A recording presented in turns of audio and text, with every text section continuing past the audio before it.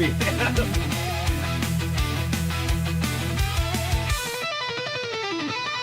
This guy's silky.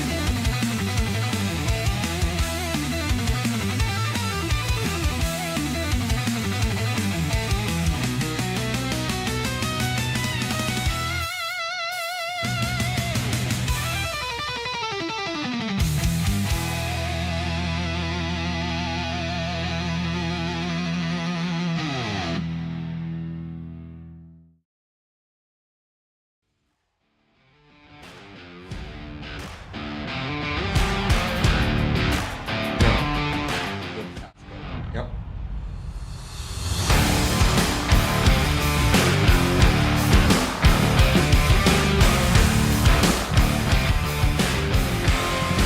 Everyone up.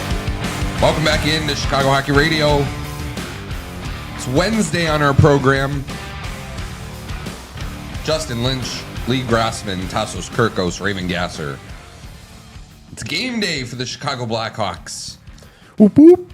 as they take on the New Jersey Devils, the slipping and sliding New Jersey Devils. Scheduled win. Maybe Yeah, I mean, that team's pretty banged up right now with injuries, and the Hawks are coming off a win themselves. A couple days off here, pitcher day. The vibe should be pretty high right now. Another UC game. Spencer Knight and net. Why not? Let's see consecutive wins today. Yeah, sorry, getting Lee off the Wi-Fi. This is his first time on a podcast. God forbid. We were sinking right now, weren't we? Welcome into the program. Thank you to everybody that tuned into the PWHL stream last night. That was a really exciting hockey game. It wasn't. What happened in that game? It was 3-0. Then I lead the stream, and then New York scores 6 unanswered goals and wins. What the hell? That was awesome. Really? Yeah, it was 3-0 going into the third period. I was sitting in the intermission break, just being like, "Man, I hope this turns into something," and it turned into something. So that was very fun. Thank you to everybody that stopped by. We're gonna do a few more of those over the year. Maybe a couple of games leading into the playoffs, maybe a couple of the playoff games themselves, but that was cool. That was a lot of fun. It was so fun, and we figured out the technology behind bringing Justin in that we're going to do it tonight. We're going to do it tonight for the game against the Devils. We're going to live stream it. We figured, there's not many of these Hawks games left this season. Why not? Why not? Yeah, just do it. Yeah, just do it. So we're going to do it. So come hang out with us tonight while you're watching the game. And we'll talk about it afterward too. Justin and I will be doing the post game show. And Tim Tebow will be there too. Tim Tebow will be there too, very reluctantly, but Well, it's going to be a banger post game if he's going to be there. yeah, dude, he was getting roasted in the chat last night. But yes, so be on the lookout for that. That's going to be a ton of fun. Okay, Blackhawks game day. New Jersey Devils. Oh, I should mention, too, we're going to bring on Anthony Donati here later on in this hour, probably in a few minutes, actually. Yeah, we're going to do... we're going to do prospect on. Yeah, the prospect on Twitter. We will be talking NHL prospects, the draft, all that fun stuff. And we're going to bring on Andrew Berkshire in the NHL hour of the show, talk a little bit about those pesky Montreal Canadiens currently occupying Wild Card 2 in the Eastern Conference, despite a big blowout loss to the St. Louis Blues last night. Woof. Yeah. Prospect talk. This is a nightmare show for Tassos. Yeah, I know. When we have guests on that specialize in prospects, I'm okay with it. We have Beehawks memes. Are you saying that me and Lee aren't a prospect connoisseurs? I'm just kidding. That's exactly what I I'm watch saying. the OHL every single night. Yeah, dude. He's watching the tape. He's grinding in there. I've watched more college hockey than the both of you combined. Yeah. I've not watched any junior hockey, NCAA hockey. How many Rockford Ice Hogs games have you guys watched this year? Zero. I probably watched more than you two combined. Zero. Gosh. If What there are was we- a way to what are watch we negative doing? Rockford Ice Hogs games, that's what I would be. Negative games. Do I need to flex whatever niche thing I've been watching just to... Well, it's nothing, so. How about that PWHL I've game? Were you watched watching more that Love last night? Island than both of you guys combined this year, so I don't want to fucking hear it, dude. You want to do Love Island talk? I'll smoke you. I do not, and I don't think our listeners want that either. although We maybe do they not care. Yeah. Game day. Let's hear from Coach Anders Sorensen on facing the Devils tonight. Yeah, we've had some bad luck with him, right? He's had some bad luck throughout the season here, missed extended time. Obviously, PK is one thing, but obviously we know in terms of shutting other teams' top lines down, he's done a good job all last couple of years here, and it's going to be, it's a loss, but it's an opportunity for other players to step up here. Was Martinez upper or lower? Sorry. Upper. I don't remember Yeah. from one day to the next. Yeah, there was a lot going on in that hit. There was. Could have been everything. Could have been the whole body. You got the Devils coming in tomorrow, and just what are some of the challenges? I know, speaking of injuries, they've had some devastating ones on their end too. Yeah, I mean they're fighting for, they're in the playoff spot right now, but it's it's going to be tight in the East, a desperate team, and they're good, they're quick, they create a lot of zone time, a lot of shot volume, so we've got to make sure that we're trying to get stops quickly in the defensive zone and then go play the other way. Also, some Jason Dickinson in there at the beginning of the clip. Yeah. But yeah. The wrist injury, I mean, that sucks. I think we kind of saw it during the fight with Neighbors. He was like not throwing punches at all. He was fighting like you do in dreams. So I think we kind of knew something was up from that. And so it stinks for him to miss the rest of the season. But if I have to be asked to analyze another Anders Sorensen press conference clip, I'm going to lose my fucking mind. Hopefully this will be the last You know month what? of this. Yeah. You know what, though? He actually talked for like 6 minutes yesterday. And that was probably That's one probably of the the longest longer clip we've ones. ever seen. Yeah. That was probably one of the longer ones, too. And I was thinking about it a little bit because I watched the stuff today, too. I watched his whole talk with the media. And I don't know, man. I'm going to kind of miss him. Really? I'm going to kind of miss. You're warming up. Really, to you're gonna Anders? miss Sorensen. Yeah, I'm gonna miss hearing from him. He made a joke. I forgot what it was, but he was just like a little bit funnier, a little bit more playful with them yesterday than it generally seems like. And yeah, man, I'm gonna miss him a little bit. He's starting to grow on me. I'll miss him more than Richardson. With at least at him, it's like there's no really BS. It's kind of straight to the point with his answers. Whereas Richardson would give you like these long, just drawn out answers to everything. But in terms of the coach, yeah, no, I'm not gonna miss Anders Sorensen. He's just a shell like NPC back there. Like there's no emotion with him. He's just kind of there, like filling in the spot until we have a real coach. So Well, yeah. he's just punching above his weight. Like he's not an NHL head coach, and so that's Yeah. kind of all there is to it, you know. Yeah. In regards to Jason Dickinson, like, yeah, it sucks for him, but it's like, I hate to be harsh here, but like with the way he's been playing since returning from injury, I don't think it's really a huge loss for this Hawks team. If anything, I think they've been playing better without him. It's more ice time for the youth to go around. Like, we're going to have more guys coming up too after the college season's up. So I think for the Hawks, it's not really that much of a bad thing there. But, it does suck for Jason. It's been a tough year for him. Definitely, compared to last year, a regression for sure. Yeah. Yeah, and you got to remember he's going to be in the team next year, you know. Yeah, there he goes. Hopefully he can find his form. Because like the last 2 years before this, I'd say he was pretty useful part of this team, good defensive shutdown center. But this year it's just kind of had some bad luck of injuries. Hasn't really worked out. Yeah. You'd have to imagine that it's part of just that this season is weighing on guys maybe more than we realize. Obviously, we've talked about Connor Bedard a lot and how this season has been weighing on him. But maybe some of the other veterans that have thought that this team was going to take a step and didn't, guys like Connor Murphy, guys like Jason Dickinson, guys like, Nick Foligno, he's not really going to show it. I understand that. But, you'd have to imagine that even for them, like in a season where, you only get so many years to play in the National Hockey League, right? Yeah, for a guy like Connor Murphy too, I know I dog him a bit, but it's like he's been here since 2017. I gotta wonder where that guy's mental health is at. Like, how has he survived this team for 8 years? Is a testament to him. So credit to him there. Dickinson, he's been here for 3 years too. So probably expect an improvement this year, like a lot of those veteran guys, and it hasn't come. So from that aspect, I can understand the frustration for sure. Yeah. I think for Connor Murphy and his mental health, I think when you're making over $4 million a year, you're able to figure things out. Yeah, that's the mental health cost. I don't know, not to get into this huge philosophical discussion, but money does not solve all things. Money, I was making a joke. Yeah, I mean, it definitely solves a lot of things. Don't get me wrong, it definitely makes your life a lot easier in a lot of different ways. But when these guys you get to the National Hockey League by being an ultra competitive person, and by caring a lot and living and dying with a lot of games and stuff, and part of it is letting it roll off of you and pushing along in spite of maybe things not going the way that you want them to be going. But, this season isn't the way it was supposed to go for the Blackhawks. Like, this was supposed to be a much better team. And maybe, hindsight being what it is, maybe it shouldn't have been, this season shouldn't have been brought on with those expectations. Maybe we should have, looked at the team for what they were and, stacked them up against some other teams in the National Hockey League. But yeah, I imagine that, like, especially for a guy like Dickinson, who was way more of a contributor the last couple of seasons. Yeah, this probably has been a really hard year for him.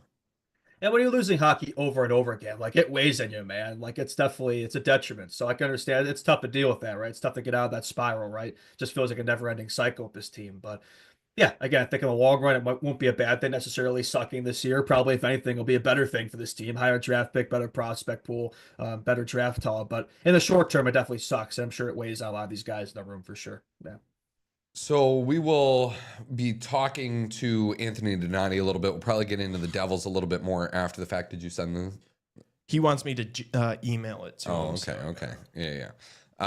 So then let's get into it then a little bit. I mean, The Devils, they're banged up, right? What, Jack Hughes and Dougie Hamilton, they're both out for the year, are they not? Yeah. Basically, I think the Hughes is definitely out for the rest of the season, playoffs included.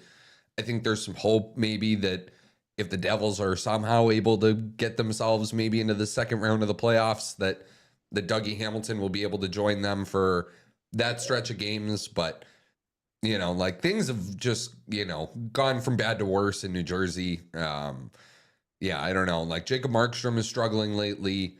There was the whole Sheldon Keefe. I mean, we could do this really quick. He was kept dogging. A player count dogged in their system that he fought back. Kovacevic was just like, yeah.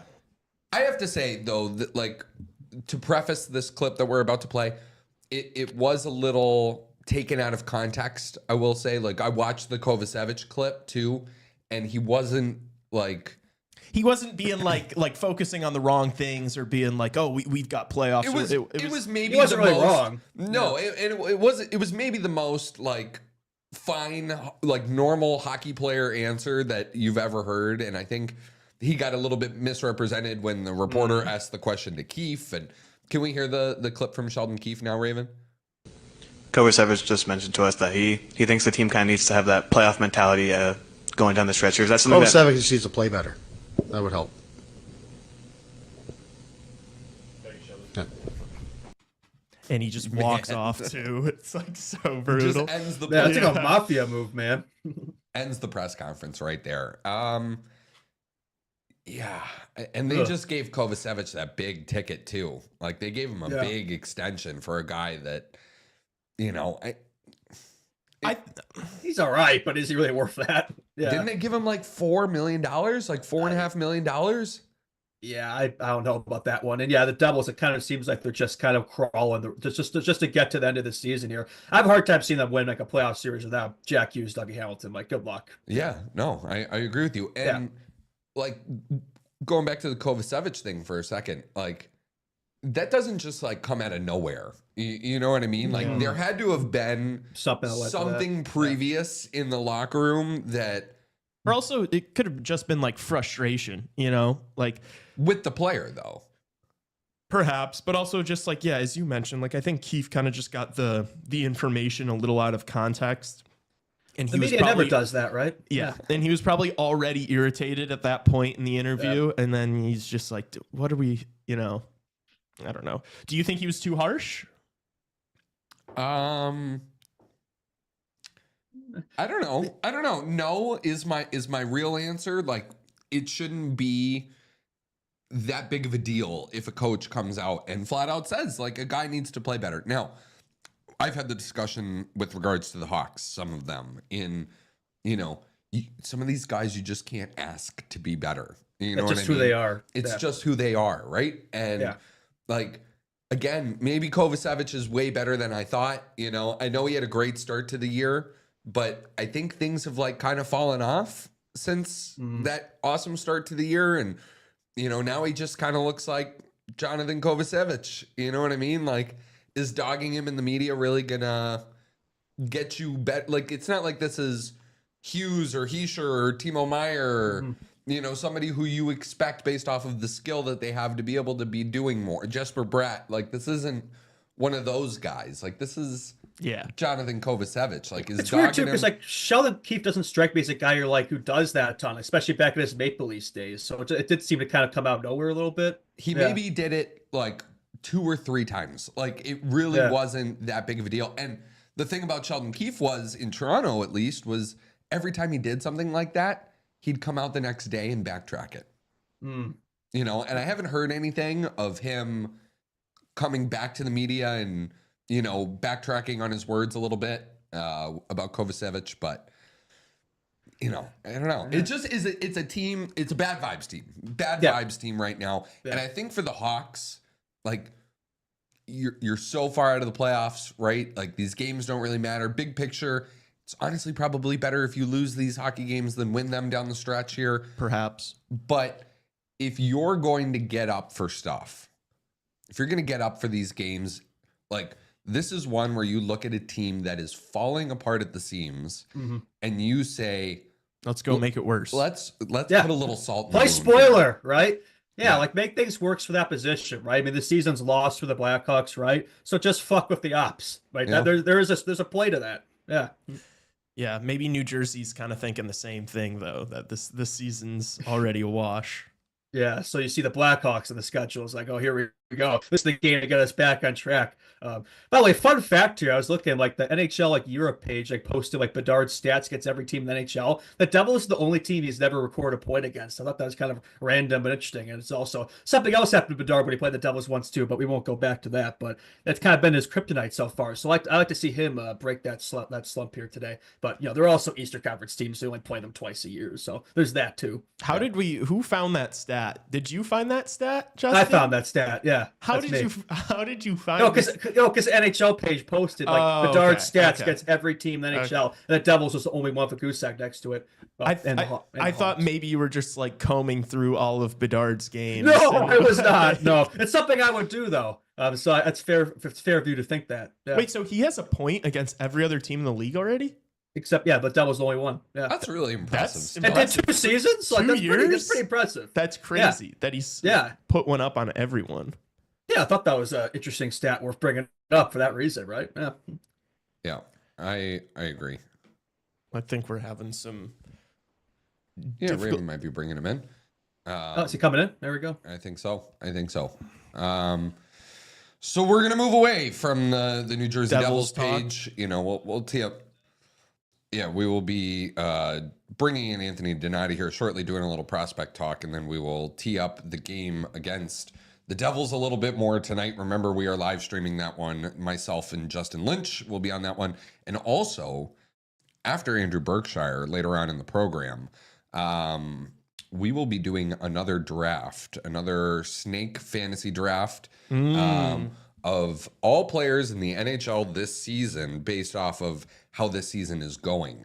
So, yeah, looking forward to that. We're putting the numbers over. We're not putting names on the thing anymore. Yeah. Coping over there. They're coping ahead of their loss. Getting a free win again. Yeah, I mean, what do you expect when you got a guy? Keep telling yourself that. All right. Anthony Donati now, the prospect Don on Twitter, joining us now. Thanks for stopping by the program, taking a little time. Prospect extraordinaire. How are you doing today, Anthony? What up, boys? I'm good. I'm excited to be on. Getting some DMs like, "Oh, you're going on their podcast." It's pretty cool. That's awesome. How you guys been? Good, man. Are you a Chicago local? Do you live here? Yeah. Blackhawks fan. Yeah. Okay. Definitely a Blackhawks fan. Okay. Hell yeah. Nice. Awesome. Well, yeah, thanks so much for coming on. I think first thing we should start with is kind of you and I were going back and forth a little bit on Twitter yesterday. Yeah. In the comment section, basically talking about Frank Saravalli on Daily Faceoff, comparing the Sharks prospect pool and what they're building to the Blackhawks. And I asked you, I said, who do you give the nod to? Who do you think's closer to contention? Who has the better prospect pool? And you're like, I'll save it for the show. So now that we're here, who do you give the nod to? Who do you think has the edge between the Blackhawks and the Sharks? It's honestly a great place to start. I think that both teams will end up being in the Western Conference Final for a long time. Mm-hmm. Like if we zoom out, like 2 out of 5 of the years or 3 out of the 5 of the years, it could be Sharks versus Blackhawks. But I think both teams have cornerstone superstars with Connor Bedard and Celebrini. Then you have Frank Nazar and then Will Smith on either side. William Eklund is the one area where I think the Sharks have the edge. And then you have the two franchise goalies in Knight and Askarov. So the Blackhawks' depth, especially on defense with our prospects, I think gives the Hawks the edge. But if the Sharks end up taking Schaefer, if they win the lottery and take Schaefer, then I think that it helps their side for defense or just getting that elite prospect with Sam Dickinson, who would be who I actually am very high on. Sam Dickinson. I know he hasn't had a very good year, but I think that then the Blackhawks would probably take Misa, Martone, or Haggins because we have solidified ourselves as one of the top four. Yeah. If you look at the Tankathons, standings. So I think overall we're both helping our weaknesses in our prospect pool, getting an elite forward for the Blackhawks and getting an elite defenseman for the Sharks. But I still think that the Blackhawks have the edge there. Yeah. So that was a great place to start. Yeah. We were going back Love and to hear forth, that. so that was fun. Yeah. And so, What do you guys think? I agree with you. I just think that the The defensive depth, like what we've got going on in the blue line with Levshinov, Rinzel, Vlasic, Korchinski, it's just like an embarrassment. As to quote Frank Saravalli, it is an embarrassment of riches. And then we've got the depth too down. It's like we got EDM and Kaiser and Allen and Crevier, and it's like we honestly don't have enough roster spots for how many defensive prospects we have. It's a good problem to have, right? Yeah. And when I look at San Jose, it's like Dickinson, and then it's kind of like a fall off after that. Like there's nothing that really moves me. So yeah, we're biased. I'm sure Justin would say the exact same thing, right, Justin? Yeah, no, it's funny. He brought up those 3D, right? Vlasic, Levshinov, Rinzel, and he'd even mentioned Korchinski. He's kind of the wild card there. It's like if he pans out too, suddenly that's a pretty dangerous looking top four there in D. And then you mentioned all his guys too. It's like it's a good problem to have more defensemen available than roster spots, right? Then you can flip the guys for even further assets there. So no, I'd say it's pretty close between the two. I'd say Sharks have a slight edge on offense, a bit more firepower up top there, but hopefully the Hawks can solve that problem in this upcoming draft. Get Betsy as wingman, maybe even get 2 top 5 picks, like you would say, Lee. I think it's pretty close. And also goaltending too. Yeah, it's pretty even between Knight and Askarov. I think you can't really go wrong there. But defensive depth, I think, gives the Hawks the edge, slight edge. Yeah. So you talk about how, people are going to be comparing San Jose and the Blackhawks for probably a very long time. I would assume they're in pretty similar spots as far as like rebuilding goes. But you mentioned San Jose's lack of depth defensively. If they were to get the first overall pick, I think it's pretty obvious that they'd be taking Matthew Schaefer. If the Blackhawks, though, get the first overall pick, what do you think they should do? Because I just saw you just put out an interview with Matthew Schaefer, which was awesome. If you guys haven't seen that, you got to go check that out because he seems like a super likable kid. But if the Blackhawks get the first overall pick, what do you want to see them do with it? So I really do like Matthew Schaefer. When I was talking to him, he just has the it factor. He has that superstar potential. Like he understands what it means to be a number 1 pick. And like it's not just that I interviewed him or whatever. Like I really do feel like that kid is a superstar. Like I think he is what like Kyle Davidson thought Korchinski was when we took him number 7. And I know that might be like is Korchinski a bust, but he has like 5 points in the last 4 games. So and he can quarterback our power play. So the fact that like Matthew Schaefer is also strong defensively when Korchinski was like a minus 48 his rookie year, which he shouldn't have been in the NHL. He should have went to the AHL, but the WHL you can't. So I really feel like we probably won't take Schaefer though, even though I said all that stuff. It might be in between Misa and Martone. And I will be dropping a Porter Martone interview as well today because he actually said that Connor Bedard was the best player under 23 in the NHL. So I think he wants to play with Bedard as well. He knows how skilled he is. So Porter Martone, I think, is the opposite of Michael Misa. Misa is a elite skater, skates like the wind. He kind of would be the perfect fit for the Blackhawks. So if we took him number 1, I wouldn't be surprised. I want us to pick number 2 because we would have to win the lottery and then it would cancel out all of the rest of the chances because we can't win 2 out of the 5 years. or you can't win 3 out of the 5 years, Yeah, but we yeah. won with Bedard, and then you We got wouldn't be this able one. So to be in Gavin McKenna next year. That's it. yeah. And I don't think we're going to be in that race, but if we pick 10th and we get Gavin McKenna, but it cancels out, I'm going to be really sad for like 3 weeks. Yeah. So just, I think Misa and Martone will be the picks, like whoever we decide. But I think James Haggins has played himself into the conversation of top pick, but I think that Misa and Martone have just had such incredible years that I think that he's dropped a 4 for sure. Mhm. So yeah, I think Misa or Martone. If you had to choose one of them, who are you choosing? Probably Misa, just Yeah. because I feel like he actually would fit for the Blackhawks. And you can also play him at center or in the playoffs if Bedard is having a rough time. So he could play like 1C. I think that would kind of be cool. But Martone, he's 6'3". He has so much skill. His player comp for himself is Matthew Tkachuk. So like if you have a player like that, that would be incredible for our team. Yeah, some of the Hawks kind of missing that power forward there. Yeah, size. Yeah. Yeah. That Hossa. Yeah. And I think Misa was more physical when they played against Martone. So I thought that was really interesting because even though Misa's 6'2", he's only 1 inch shorter, but he plays bigger than he does as well. So Misa fits a lot of boxes, in my opinion. Mhm. What would you guys do, honestly? I'm actually interested in who you guys would take number one. Misa, just because he's exceptional status, guys, people seem to forget. I just think Yeah. he has the highest ceiling by far. I mean, I looked at his stat. He literally has the most points like amongst draft eligible OHL players since Patrick Kane. So I think that's kind of an omen right Yeah. there. I like Martone's very intriguing, like I said, his size and all that. But Misa kind of has that too covered. I understand like people who want Schaefer, but it's like I just don't think that's what the Hawks need. But I can understand it from like trying to screw the Sharks over taking Schaefer. I get it from that perspective. I just think Bedard needs his wingman though, so I would go with Misa. Yeah.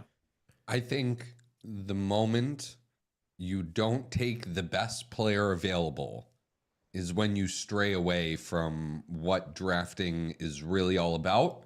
And sometimes it'll come back to bite you in the rear end. So if we're saying the Hawks have the number 1 overall pick, if Matthew Schaefer is the clear consensus number 1, how do you not take him and move on from a Kevin Korchinski then and see what you can recoup in value to sort of acquire that young forward that you're looking for, right? If he's the number 1 guy. Unfortunately, that's a good point, and I know that hurts Justin to hear, and it kind of bothers me to think about. And so, honestly, I agree with Anthony. Like, I hope we get the 2nd overall pick. Yeah. Like, I don't want to win it this year, just because then not only are you technically eligible for Gavin McKenna next year, but also that decision's made for you, right? Like, if you have the 2nd overall, you know the Sharks are going to be taking Schaefer first. But I think you're right, and that was the last time we did like a big discussion on this, and I went on the Schaefer train, and Justin was yelling at me and stuff.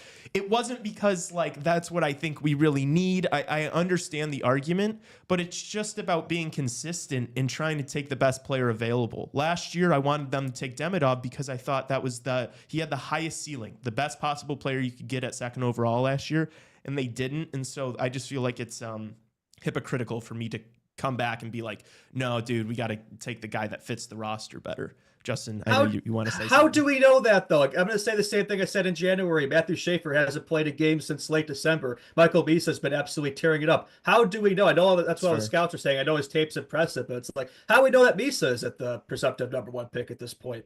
I don't know. I'm just saying. Well, Michael Misa was the number 1 pick like 2 years out. Like I wanted the Hawks to take Luke Misa just the scouting report on Michael, and now Luke is actually killing it. So I think that Michael Misa has played himself into the number 1 conversation just because, like you said, he broke Kane's records, or he's the first one to reach those milestones. So you could say Michael Misa is the best player in this draft just because Schaefer is out. And Schaefer was ranked top 5, not even number 1 pick earlier in the season.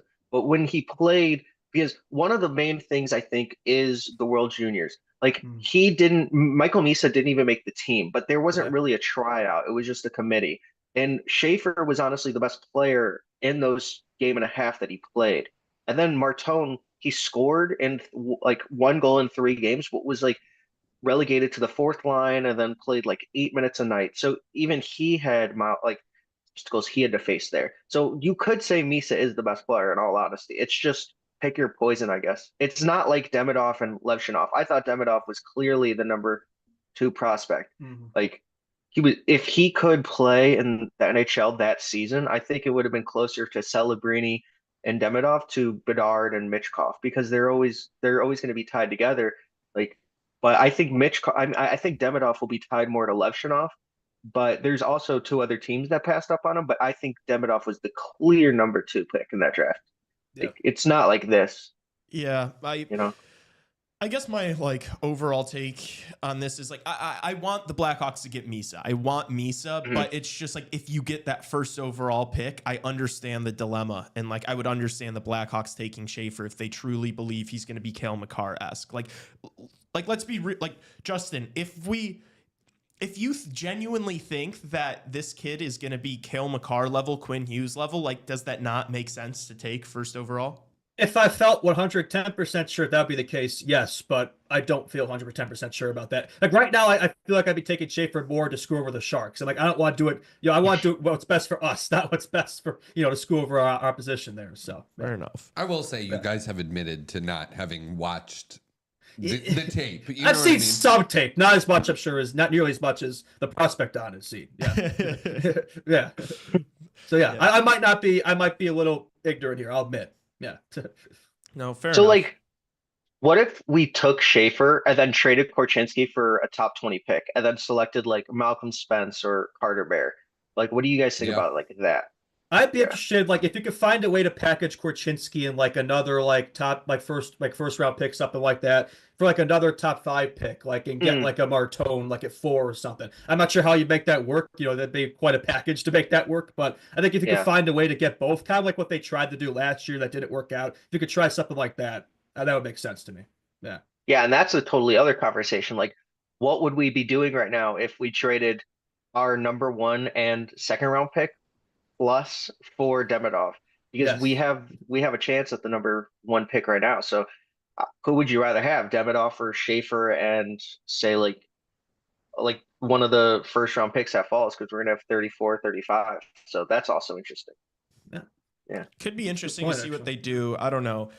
Because also, like, if the Blackhawks scouts just like really believe that Michael Misa is going to be a first line stud, like a star in this league, they're probably going to take him wherever they land, and they're probably not going to trade anything. But if they have some doubt, then I could see them doing something like that. But I don't know. We'll see. Unfortunately, it's not in our hands, Yeah.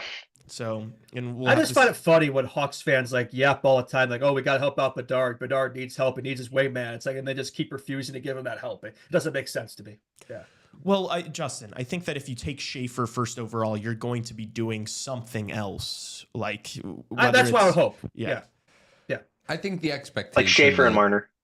Yeah. I think the expectation that any of these kids in the draft are the quote unquote help that Connor Bedard really wants or needs is not true. Like Porter Martone is a project to me. Like that is a pick, that is a project, that isn't a player that is going to step in the National Hockey League right away. Misa, there might be a little bit more thought that he could do something like that, but even still, like you're going to go from shifting a world's amount of pressure on a 19-year-old kid to saying to an 18-year-old kid, saying, giving someone even hey, younger. can you make life easier for the now 20-year-old that we have here? Like that's not how franchises successfully build. You know what I mean? Like you have to augment those guys with other established National Hockey League pieces, which maybe could be my next question here is like, the Hawks are probably going to have to move off of some of these prospects at some point here. Like, not all of these guys are going to be NHLers. Not all of them are going to be contributing NHLers.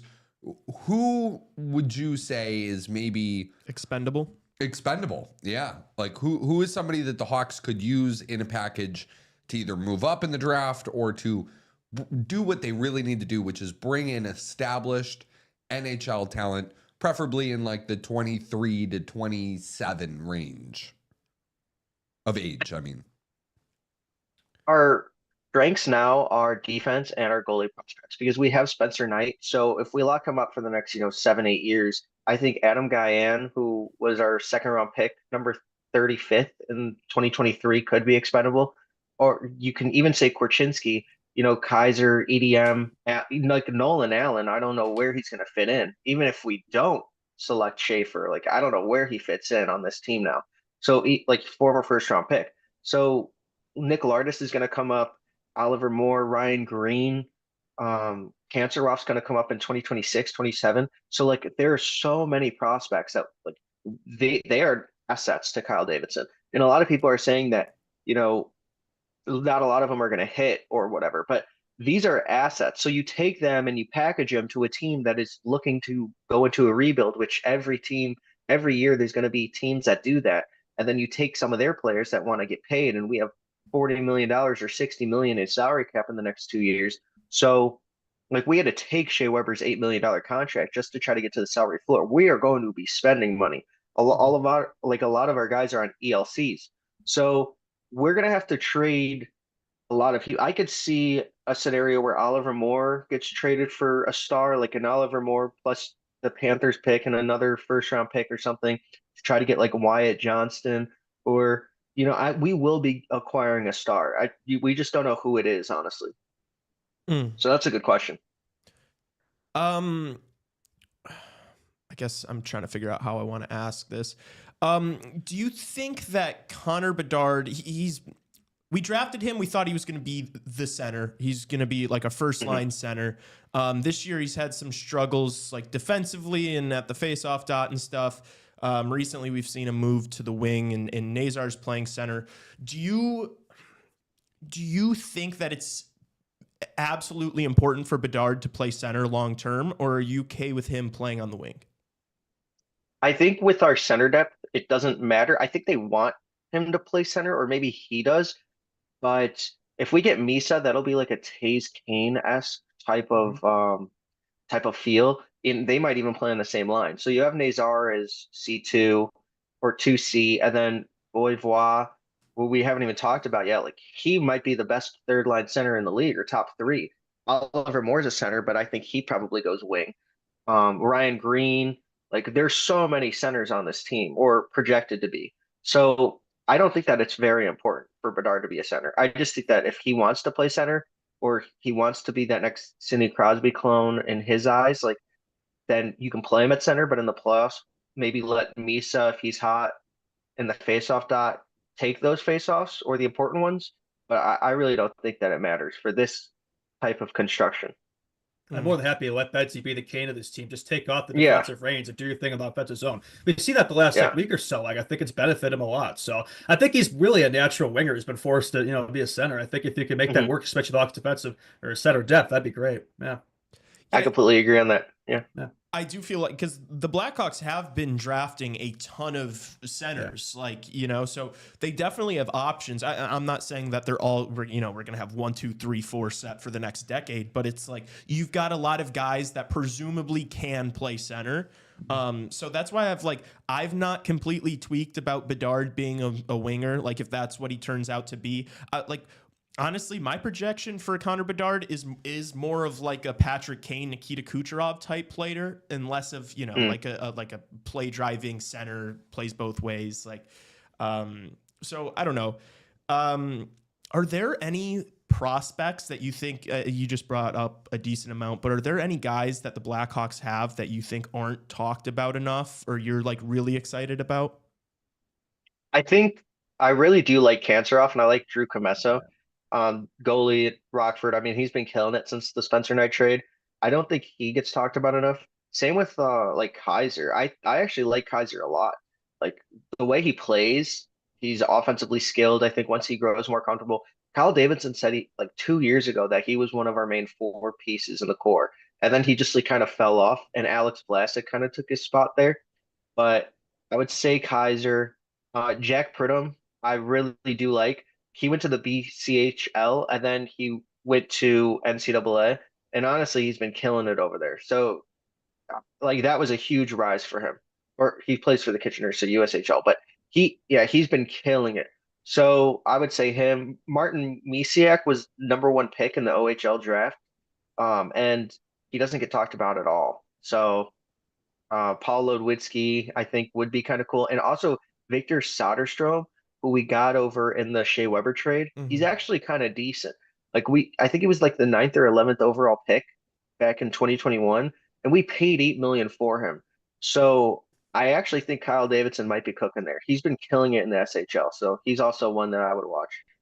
All right, what about the Hawks' second first round pick of this draft? We talked a lot about what we Hmm. would do if we have the first or second pick, but we had that lease pick as well. We don't know exactly where that's going to be, but the last 2 years it kind of fell in that 19 to 20 range. And Yeah. let's just say the Hawks have pick 20, they'll at least have a first round exit or something. Who would you take with that pick?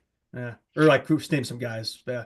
Well, Carter Bear lacerated his Achilles, and he's a top 10 talent. So I actually think that he could fall to pick, 20 to 25. One of the things like is in that pick, like the Leafs, Lightning, and Panthers, one of them has to lose in the first round.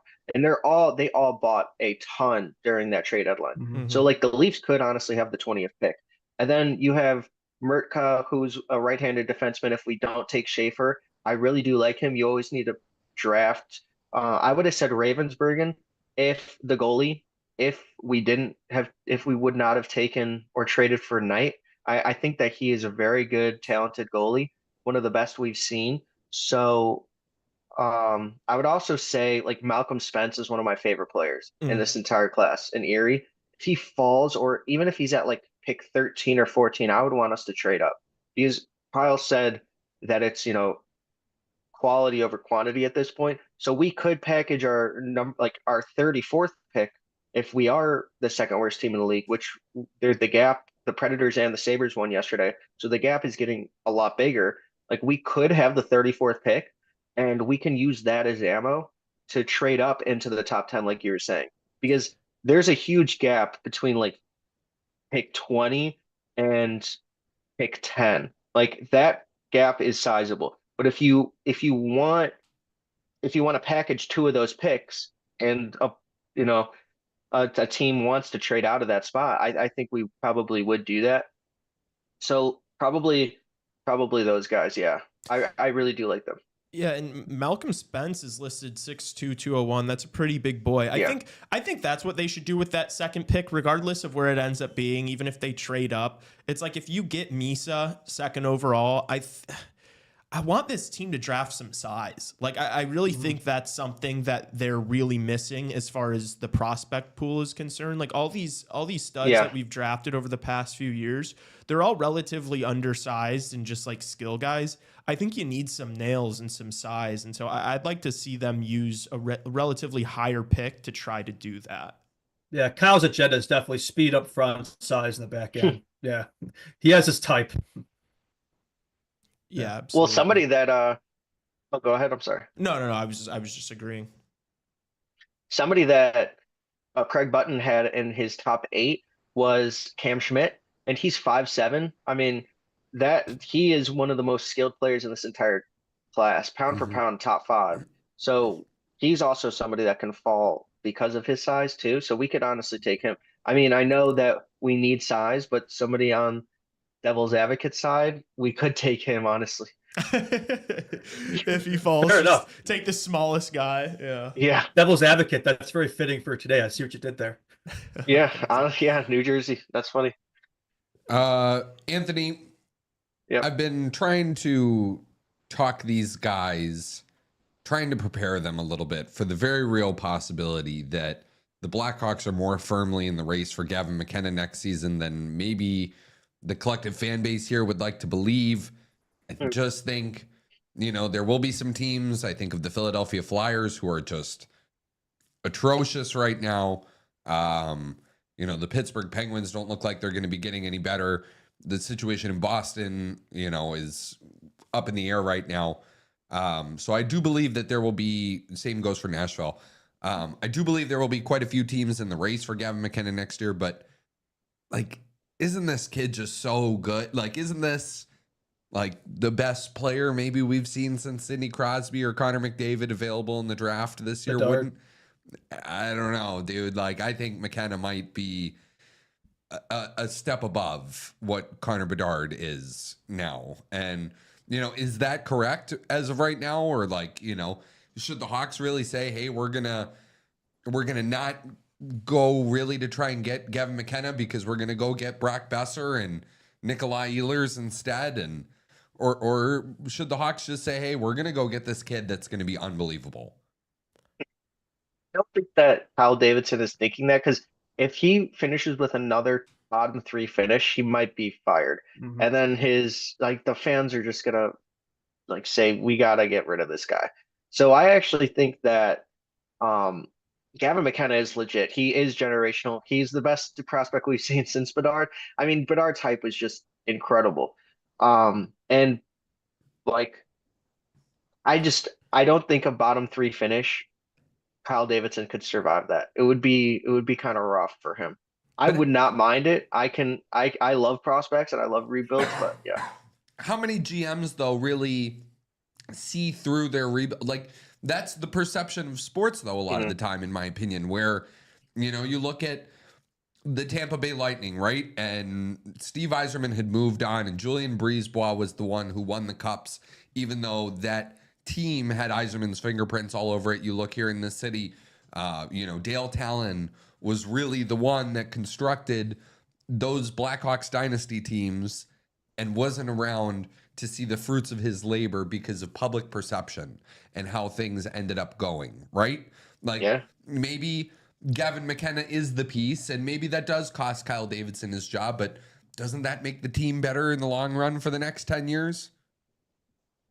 Yeah, Gavin McKenna with the Blackhawks, I mean, we would be a for sure dynasty. There wouldn't even be Bedard, that's his cousin, not by blood, but they are tight. So I he would never leave. That would just be if we got Gavin McKenna, Michael Misa, and Bedard with all of our prospects, if we don't become a dynasty or win 3 or 4 Stanley Cups, that would be incredible. I would be shocked. He is the real deal. 25 points in his last 5 games, that doesn't even make sense. So he is legit, one of the best players I've seen. It sounds great, but it's what if you go through another season like this, shit the bed for 82 games, finish last, and then don't get Gavin McKenna. They just wasted a whole season for no reason whatsoever. It can't be something we strive for, you can't just accept it and be we're not going to do anything this offseason because we might have a 20+% chance of getting Gavin McKenna. It's not something you can run an organization based off of. That'll be year 4 of this now, right? Year 5 or whatever. But it's who knows? Maybe if we finish 7th from the bottom, you still have a chance to move up. I just simmed the lottery for this year, and the Sharks got the win the lottery. And the Sharks won it with Schaefer, but then the Penguins moved up 5 spots. And it's that could totally happen next year. So I don't think the plan should be to try to get Gavin McKenna. I don't want another intentional tank season, but hey, if you're in the bottom 10, you got a shot, I guess. Yeah. Isn't finishing would be ridiculous. Isn't finishing would you rather finish 10th from the bottom, or would you rather finish 2nd from the bottom? 10th. That's crazy. What are you talking about? That's crazy. That's crazy, know how dude. brutal this has been this year for us. You know how much more people Can't have it watch both us ways, when man. the team's winning. If you're not contending for a playoff spot next season, you should try and finish bottom 2. That's my opinion. There's crazy. no winning. There's no winning. Tassos, that's not how You want the 8th overall That's not pick how next year? success happens in the NHL, though. It's not you You're just right. go Ask from the last to first. It's so rare that happens. You need to have progression. Yeah, ask the Detroit Red Wings about finishing in 10th from the bottom every year and how well that does for them. I think we did it different than the Iser plan, or the wiser plan, as Justin would say. I think we tore this thing down. We've got a lot of pieces. You need to start bringing in legit guys that are going to be a part of this team long term, that are not children. You need, in my opinion, you need that 26 to 30 range, and you need to start bringing those guys in now before you turn into the Buffalo Sabres. Ditto. Couldn't say it better myself. Anthony, one last question for you before we let you go. Outside of the Chicago Blackhawks, who is a team that you are intrigued by with their prospect pool? Who do you look San at? Jose, other than Chicago and San Jose. Yeah, other than the San Jose Sharks. But who else do you look at their prospects and say, man, they are way more loaded up than people realize? Say the Utah Hockey Club. I mean, they're loaded. Logan Cooley, Dylan Gunther.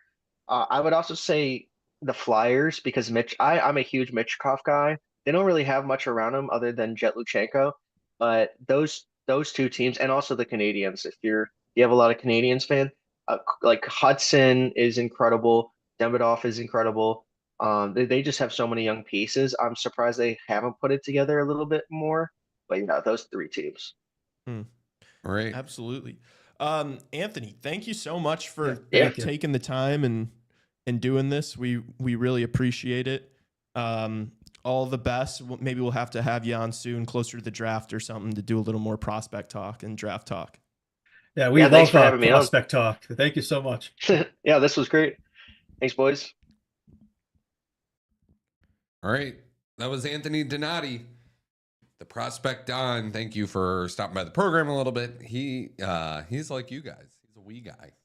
He is a wee guy. He's a wee guy. I like that, right? I like that mentality, that You mindset. should have mentioned right? that. I would have loved to hear what he has to say about saying we. I think that's normal for us. I think it's just you, Tassos, that like feels like that's a strange thing to do. Tassos like Walter White there. We? I will butt Who's in we? and say There is no we. I agree 100% with Tassos that saying we is not It's cringe. something you should do. It's cringe when you. Why? I'm not on the you're floor not on playing the with team. it. Like, You're I'm not not- on But the team. that's such a thing that like sports fans who don't have like a team they really love say.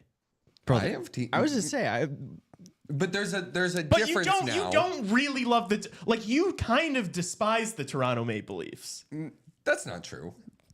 I think here's the. I think all these fans do if they won't admit it. Yeah. The we talk is okay when you don't have a microphone in front of your face and you're live on YouTube. You know what I mean? It's just never what I like. I don't want this to be Professional. if that's the word you want to use. I don't ever want to not be a fan. Like, I think it's so cringe when like media personnel are like, well, yes, I don't have any allegiances. I'm friends with a lot. Like, I think it's just comes off so corny. It's like, oh, cool. You know, guys in the NHL, like fucking, do you want a sick award? Do you want a cookie? Like, I'm always going to say we. It's it's my Blackhawks. Yeah, this is a weird take. I don't know. Whatever. I agree. I think it's such a weird take. Like, I feel like all my friends, like with their diehard teams, they refer But to they're them not as we. they're not covering their teams. Well, why does it matter? Because when you're just a fan, you feel more involved with it. I don't know, dude. I'm on a Like, show we called sit here- Chicago Hockey Radio. Who the fuck do you think I'm gonna be supporting? Yes, you want them to do well, and you can be a fan, but you know when we do analyze them. You know what I mean? It's not like we're analyzing ourselves here. You know what I'm saying? Like it is clearly like an us here and they are over there kind of deal, right? I don't know. Well, those are my boys. That's us. I mean, everybody does that. There's not everybody has a camera on their face while they're doing it. Yeah, I don't know. Well, yeah, that's more my point. Well, unfortunately for you, Tassos, never gonna change. I'm never gonna not refer to the Chicago Blackhawks as we, no matter where this show goes. But yeah, I guess we need to start having this discussion with like most of the guests we bring on. Even if they don't agree with me, I want to hear them. You're say right. it. Luke Fox definitely refers to the Maple Leafs as we. I don't know. He doesn't. Well, it's a little different when you're employed by the team, though. There's a difference there. Like, yes, we cover the Hawks, but like we don't work for the Hawks. Yeah. Also, That's more my point. Also, I think a lot of it comes from like people. This is a bigger societal issue, I think. But people are like scared to be fans of people, things, anything nowadays. Like everyone's got to have their own shit going, and it's like, oh, I'm not a fan. I'm not gonna go. I'm not gonna go to this concert. I'm not a fan. I feel like it kind of stems from that. It's like I'm not a fan. I'm an analyst of the sport. It's like fucking grow up, dude. I don't know what to tell you. You're missing out. Like you're missing out. I genuinely believe I get more out of the sport because I look at the Blackhawks as we than you guys who are like, yes, my team is not very great, and it's really tough. But yeah, it's just like You're more emotionally invested in what's going on. Yeah, absolutely. And maybe that's a point to us bringing up. You're being more emotional versus I guess how do I put this? Yeah, there you go. Yeah, okay. Which I'm definitely a victim to that, I'll admit. Yeah, I'm an emotional guy. What am I supposed to say? Oh yeah, you're an emotional guy, all right. All right. Any other thoughts tonight about the Devils before we hit a break and then we come back with the NHL Hour where we'll bring on Andrew Berkshire and do another draft. Running with the devil. Van Halen? No. I got it. That was Justin's thought on the game tonight. Everybody. That's all I got. Yeah, it's a winnable matchup. Kick them while they're down. We'll see. This is a perfect situation for them to get back on the winning side of things and start figuring stuff out before the playoffs, but I hope they don't. Exactly. Yeah. It is confirmed it will be Jacob Markstrom versus Spencer Knight tonight in the Nets. So that is something at least that they're going to get. I've watched, who did I watch? I think it was Steve Valiquette on Real Kipper and Bourne yesterday talking about Jacob Markstrom, how he's a little too crouched in his net. Like he's more of like and this was a really interesting He relies on his analysis. size. Well, no, because like he's more of like, when you're in a goalie stance, you need to be more on your toes and upright than people think. And I guess from Valiquette's analysis, like Markstrom has been sitting almost in his crease. And when you're sitting in your crease to make a save, you have to get up from your chair and then make the save. And it's just a lot of goals are going through him. A lot of goals are going in like the 7 hole and the 9 hole here and underneath the gloves. And it's not really been he's not utilized. Like that's what happens when a big goalie lets goals through him. And I'm not like a goalie expert, but I've always thought, like you want to go as far outside as you can, right? You want to make the net look smaller, right? But if you kind of just zero in there, you're giving them more lanes to shoot at. Yeah. Well, unfortunately for Devils fans, I think at this point in Jacob Markstrom's career, he's not going to be reinventing the wheel and changing the way he plays the position. So but I actually disagree with that. Like, really? This is a guy that at his peak was a top 5 goalie in the NHL. Like when he is playing his best, he's a top 5 goalie in the Maybe he's National just past Hockey his League. prime. Yeah. Maybe, but it may just be like more of like a mental thing of a difficult season. He's had a few injuries. Obviously, I don't think, like, again, I said this earlier, I think the Devils are the ultimate bad vibes team right now. Like, this is just every time something seems to go wrong and you're like, can it get any worse? Like, it does get worse for them. And yeah, I mean, I do think that's something that you can correct 100%. Like, this isn't just like he's washed now. But I don't know if you guys saw after he let up the shootout winner to Lekra Mackey on Vancouver. He smashed that thing into a million pieces. You know what fun YouTube videos are, like goalies when they're pissed off compilations? That's good stuff.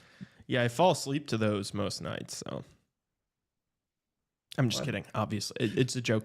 All right, we are going to hit NHL hour here. Chat wants Frozen 4 predictions before break. We'll give them after the break. Okay, sure. All right. So I haven't said this yet. Subscribe to this YouTube channel if you're new here. Follow us on Instagram at Chicago Hockey Radio. Tell a friend about this show. Tell them to subscribe. Tell them to follow us on Instagram. We're doing a bunch of fun stuff. We're going to post the results from the fantasy draft that we do right after the fact. I'll have that post locked, loaded, and ready to go. Make sure to leave a 5-star rating and review on Spotify and Apple Podcasts, and hit the thumbs up on this video. We'll be back shortly after the break. You're watching and listening to Chicago Hockey Radio.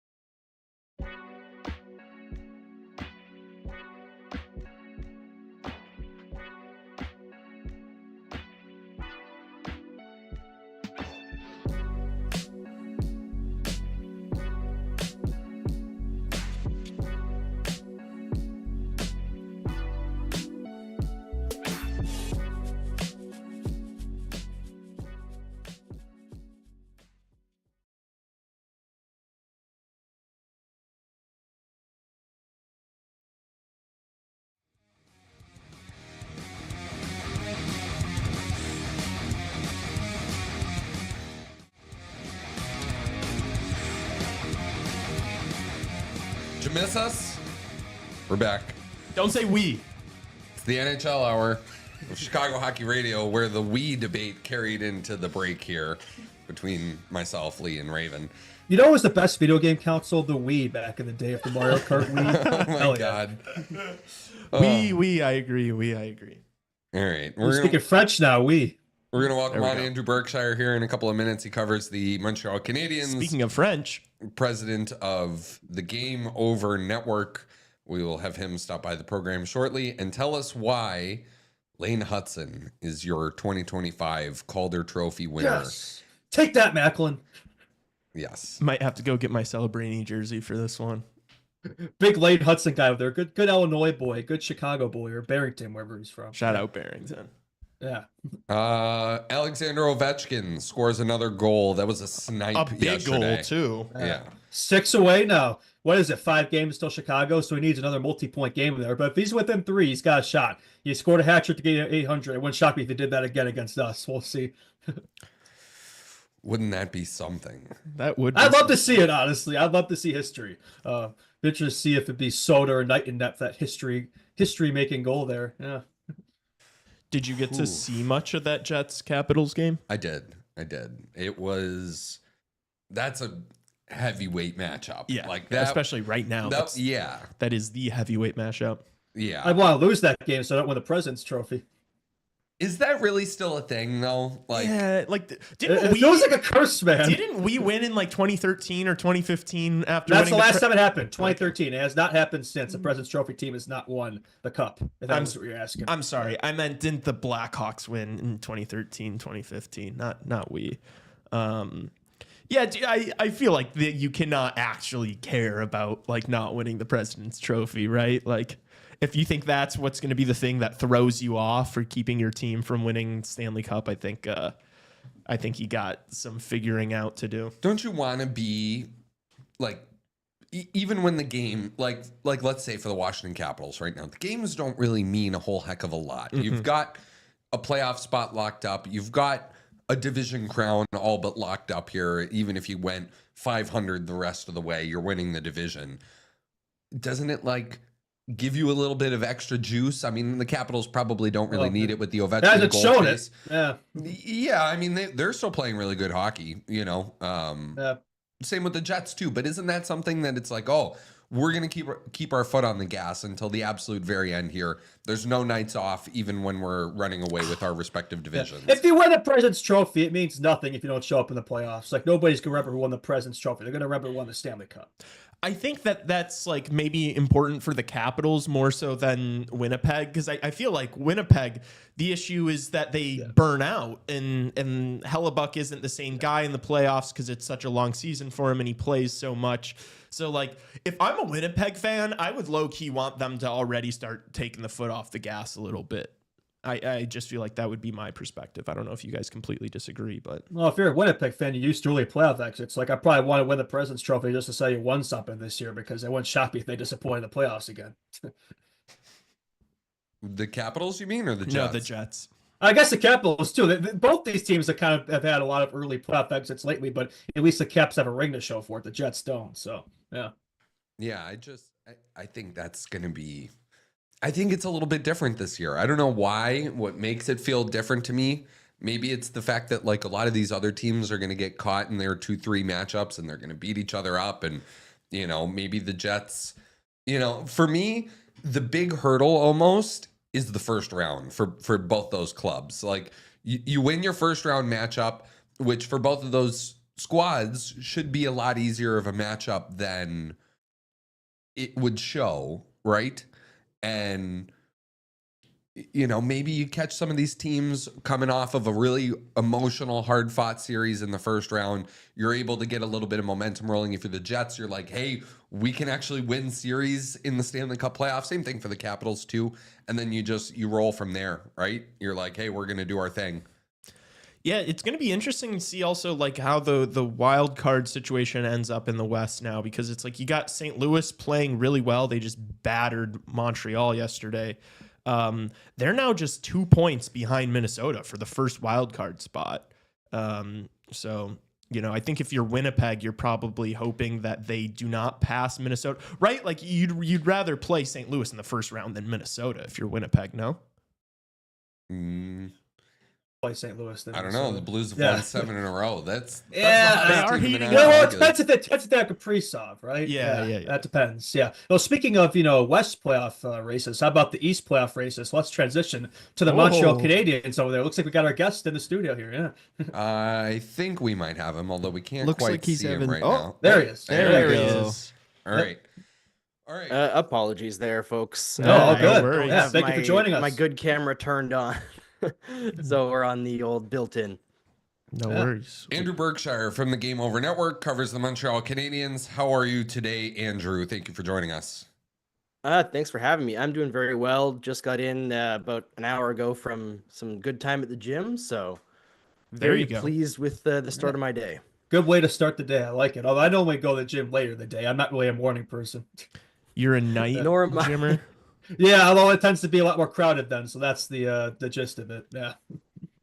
So the Montreal Canadiens, Andrew, they are currently occupying the wild card 2 spot in the Eastern Conference, although coming off a very tough 6-1 loss to the St. Louis Blues last night. We could start there before we get into some specifics on the team. You know, what happened last night? You know, the game kind of got away from them a little bit. Marty St. Louis ends up pulling Sam Montembeault after the goal that made it 5-1. You know, just what got away from the Canadiens last night? I think it's just a game that happens. You know, they're not a team that's invulnerable to these kinds of things. They are turning a corner, but I think that there are some folks who expect them to operate right now in this moment as if they're already a playoff team. But this is a team in the hunt. They're a team that 1 year ago was one of the worst in the league. In fact, earlier this year was one of the worst in the league to start the season. They were a team that felt like they could take this step this year and then dealt with a few critical injuries at the beginning of the year and got slapped around and I think lost their confidence, sulked a little bit. And then when Patrick Laine came back, things started to build, the confidence started to get there. They dug themselves out and they've built this identity as something that they're working towards, right? They don't have everything yet. Like they don't even have a second line center right now. Like we got to be honest about that. And Sam Montembeault is a goaltender who some nights will absolutely steal things for you, and some nights gives you a couple back-breaking goals against, and some nights you get both from him, which is kind of fun. But he's not Carey Price, and I think because this fan base is used to seeing Carey Price, not just in terms of what he's able to stop, but his management of the game, rebound control, when to freeze the puck, when to play the puck, moving the puck out of the defensive zone, all those things. The standard is just so high that people see Sam Montembeault and are very overly critical at times, but he's been a very good goaltender. He just struggles with consistency at times. Do you see? You mentioned that they're in the hunt. Do you think they get that finish in that wild card 2 spot, or do you think it's a different team that's right there? You know, if you asked me before the season, I was one of the more pie-eyed optimist people in the fan base. I said that I thought that they could make a run this year, that it wouldn't surprise me. I didn't expect them to, but it wouldn't surprise me because of the character and talent in the group, just certain things clicking into place at the right time. The Lane Hudson thing. I mean, I was a very big booster of him, and he's been significantly better than I expected. Yeah. So that's been a crazy revelation. But even then, my expectation was that they wouldn't make it, that they would get close and have the thirst for it going forward, but that they wouldn't be able to do it this year. Now they're there. All they have to do now is maintain what they've been doing for the last, not even since the Four Nations break, but since December. That would be good enough to get them in. Can they do it? I think it's 50-50 at best, because this is a young group. As I mentioned, they don't have a second line center. The depth is good in quantity, but maybe not in quality after that top line.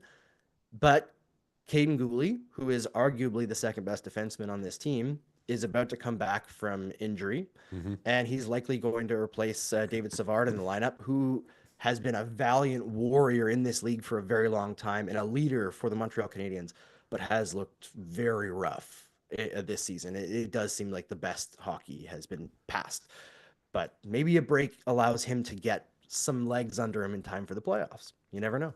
You brought up Lane Hudson. How about Lane Hudson? You think he's the Calder favorite there? It looks like it from our perspective here. I hope so, but there is a few good challengers there in Salverini, Beachcog, Wolf. Think he wins the Calder? Yeah. I mean, I think he could. I think Celebrini will get a lot of push from like NHL establishment because that's the media. what they want to. Yeah, they want that to happen, right? But you could say the same thing for Connor McDavid, and he didn't win, right? Different situation because he was injured, but Dustin Wolf is another one you guys mentioned. Like, it's so easy to ignore goaltending in this league because the baseline is so high. But what he's been able to do this year on a not great team in Calgary, like they're not terrible, but they're kind of always that middle of the pack, not really good team. Yeah. It's really, really impressive. But again, like Lane Hudson, what he's doing, I expected him to play most of this year as a third pairing guy. And I think he's, if not just the best defenseman on the team overall, like after Nick Suzuki, maybe the second best player. Wow. Yeah. Wow. High praise. I think he's fourth in like the entire league in defenseman scoring. I think only Werenski, Hughes, and Makar have more. I could be wrong about that, but I know he's up there, not just amongst, rookies, but like just defensemen in the NHL. Yeah. Yeah, and I actually don't know off the top of my head what his point number is right now because it seems like it keeps on going up. Okay, 54. So he only needs 10 points in the next 12 games to tie or not the record, I would say, but the highest mark that any Montreal Canadiens defenseman has made since 1990. Wow. That's insane. Was that, let me think who Was who it that Chris was. Chelios? No, Chelios was 74 the year before, so that would have been the high water mark in the 80s. Okay. Well, might not have been the high water mark in the 80s, actually, but if I go back another year. But cutting off at 1990, 64, it's two players tied. Do you know? 1990. I Are feel like I should know guessing this. here? Sorry, from 1990 to now. So it's like that whole span of time. Two players tied for 64 points. Shea Weber? Defense for the Canadiens. Nope. Oh, Not amongst PK all Subban defensemen. either. All defensemen. Oh, Yeah. okay. PK 64. Subban? Nope. Really? High water mark for him I'm was not going to 60. have. Amongst rookies? Yeah. No. Habs All defensemen. defensemen. Habs defensemen. It was one year. One year, one guy. Next year, Markov. the next guy. Markov. Markov, and before that was Sheldon Sore. Oh, I was gonna say Surrey. Yeah. Oh, that was my Okay. next guess. Shut up, dude. Yeah, sure. Yeah. It's always the next guess. Yeah. That's hilarious. Not to bounce back a little bit, but let's say the Canadians do finish in that wild card 2 spot. How do you like the matchup against the Washington Capitals in the first round? I mean, just from a pure fan perspective, I think no matter what happens, they're golden. The only thing they really probably don't want to happen is if they were to get into the wild card 1 spot by some, miracle and face the Maple Leafs, because then it kind of matters more emotionally. You don't want to lose that series. But if they were to play Washington, first of all, it's got the 2010 reverberations, which would be fantastic for the fan base. Like, I think that just kind of gets them behind. And even if they were to go home with a split, you've already got that in the back of your mind that they've done this before. It's the ghosts of the old forum, all that stuff, right? But also, if you lose that series, there's no fallout. You're not expected to win, right? So you're not disappointing against a hated rival. It's like, this is Alex Ovechkin's probably last chance to go deep in the playoffs, because I don't think anybody really believes the Capitals are going to repeat this next year, right? This is a shock for everyone. So there's no storyline that hurts the core of the team or like the confidence of the group, if that makes sense. Sports are about stories as much as they're about stats, Yeah. I think you guys could beat the Maple Leafs in the first round again, like 2021. You never know. Yeah. Yeah. So who couldn't? Yeah. Is your perspective then more like this is, if they make the playoffs, it's more of an opportunity for growth and development than it is like actually trying to make a run for anything? I think it's about experience and growth. Yeah, it's to see how guys respond, when they're tested. Like a guy like Uri Slavkovsky, for example, who there are games that Uri Slavkovsky plays that are hard to even explain to people who don't watch the Canadiens game in, game out, because he is a menace. an absolute menace, and nobody can handle him. Like the biggest defenseman in the league, they just don't know what to do with him because he's so strong and so quick, and he runs really smart lines through he just causes chaos, such utter chaos. But those games only happen like one every 10. And then you get 7 games where he's good, but not that level of like game changer. Now that guy, that game changer guy, you saw that a lot when he was playing in the Olympics. And that's where everybody kind of caught on to what he could be, and his draft stock went up, right? So if he becomes that guy, even one out of every 2 games in the playoffs, something changes in your internal evaluation of where you're going to go, or like how much you might value this player, what you can look forward to next time, right? Whereas, like, say Lane Hudson really struggles, the size thing suddenly matters, even though it hasn't all season, and like people are just on him, and he can't handle it. Now you have something to work on in the summer to either insulate Lane Hudson with a partner that can give him more space, or for him to work on his quickness and adaptability to raise the pace even higher. So all those things are more important for the Canadians right now than actually winning a round. So you just want them to, if they make it, to get into it and experience it without something that's soul crushing, like losing to the Maple Leafs would be, because nobody wants to do that. Or getting swept, I would imagine, would not be a great morale booster for the following season. Yeah, that's Definitely fair. not. Well, I think the exciting thing for you guys is like you're taking that step forward this year, but there's still a lot more to look forward to in the pipeline, right? I'm sure there's a guy you're pretty excited for, Ivan Demidov, the impact he could have in the team next year. Yeah. Yeah. I mean, that's a guy that I don't have a lot of chance to dig in on prospects because my job is like so NHL focused, Oh, and has okay. been for so long. But what I talk about with people who do know prospects, 'cause that's how I get my information. Like, I'm going to talk to people who I know have the details, right? If Ivan Demidov is even half of what he looks like right now in the KHL, in the NHL next year, like if he's able to replicate half of that ability, that's like a very good second line player immediately at 19 years old. is crazy. And only growth to Yeah. go. And like he's doing what Kaprizov did. You know, like his numbers in the KHL are ridiculous. And if you adjust for ice time, which KHL numbers don't, because his coach is like a big Nepo baby oligarch kid who knows nothing about hockey and I guess doesn't like the kid. Like there were games earlier in the season where he would play like 90 The seconds 13 and get forward. Yeah. an assist and like set up the game-winning goal and then that get benched. It was insane. But his amount of production for ice time is crazy. So that level of offensive ability is just something the Canadians haven't seen since like Guy Lafleur, which is crazy to go back that far. Yeah. It's exciting. Very. The fan Andrew- base is electric right now. Just let's spend a minute on Brendan Gallagher. Obviously, the loss of his mother was in the news cycle last week. He scored a couple of big goals in some big games for the Canadians. He hit the empty netter. He scored the game-tying goal against the Islanders too in that game that they eventually dropped, but picked up a big point. You know, this is a guy that the contract negotiation for him was a highly publicized thing for a little while with him and Mark Bergevin, where there was thoughts that maybe the respect wasn't there, and then Bergevin ends up quelling any notion of that by getting him locked up right away. And I don't think people really realize how important of a player this is in the locker room for this group, and just how much of a heartbeat to the team he is and has been for such a long time. You know, when even the play has dipped maybe a little bit for him, and you know there were concerns about maybe how he'd fit in the system of Marty St. Louis. Just you know maybe share a little bit about just how important to the market he is as a player. Yeah, absolutely. I mean, Brendan Gallagher, from the moment he showed up for his first preseason game, had the fans on his side because it was very immediate that they recognized he was willing to bleed for that crest, right? Like, he was in there all in from day one, and it's never been a question. And I think that commitment to being team first for Brendan Gallagher has been extremely beneficial for his career and his playing style.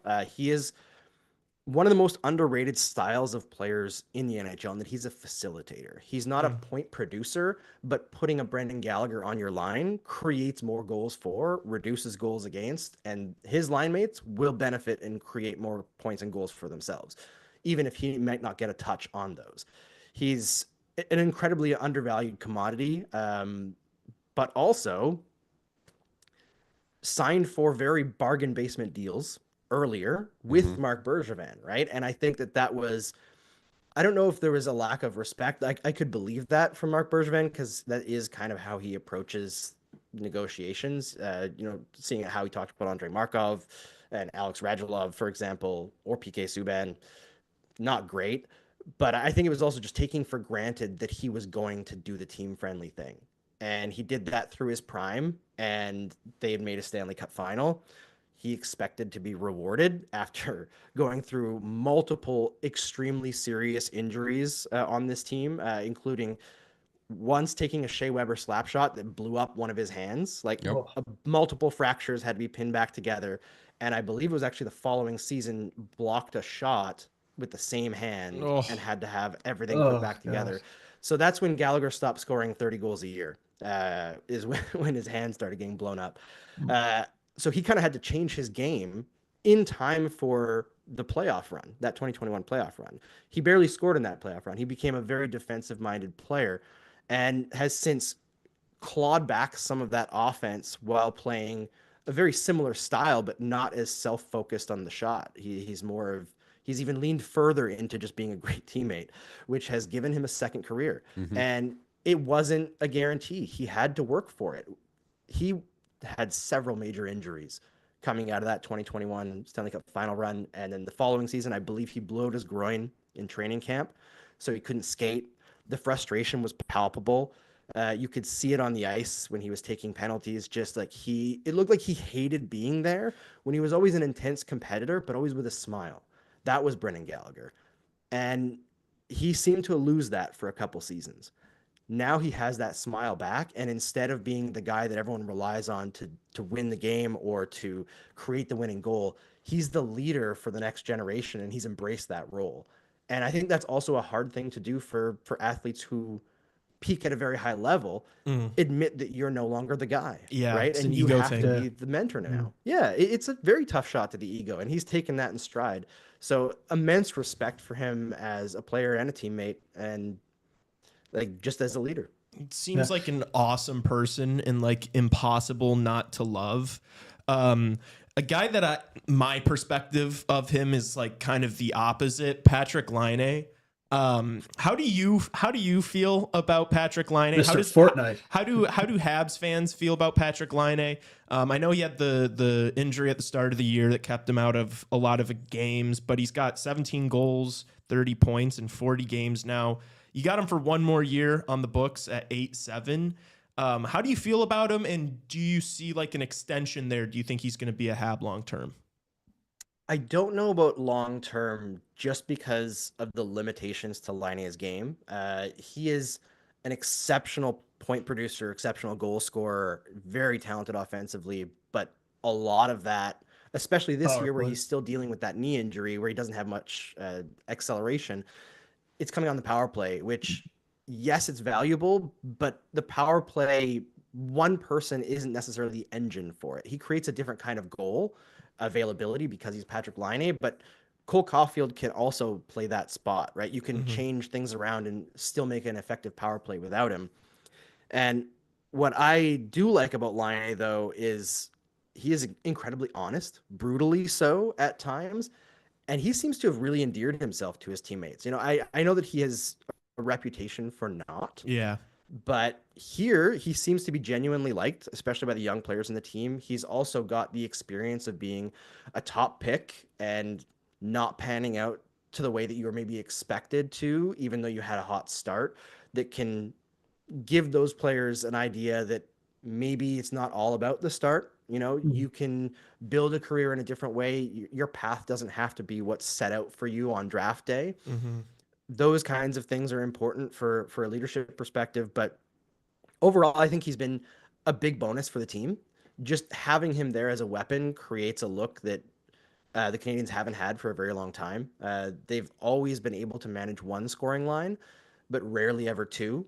And now they just have too many different looks to be held in check as often as they have been over the last several years. So that is very good for right now. But long term, just because of the defensive issues and 5-on-5 is just such a weakness for him.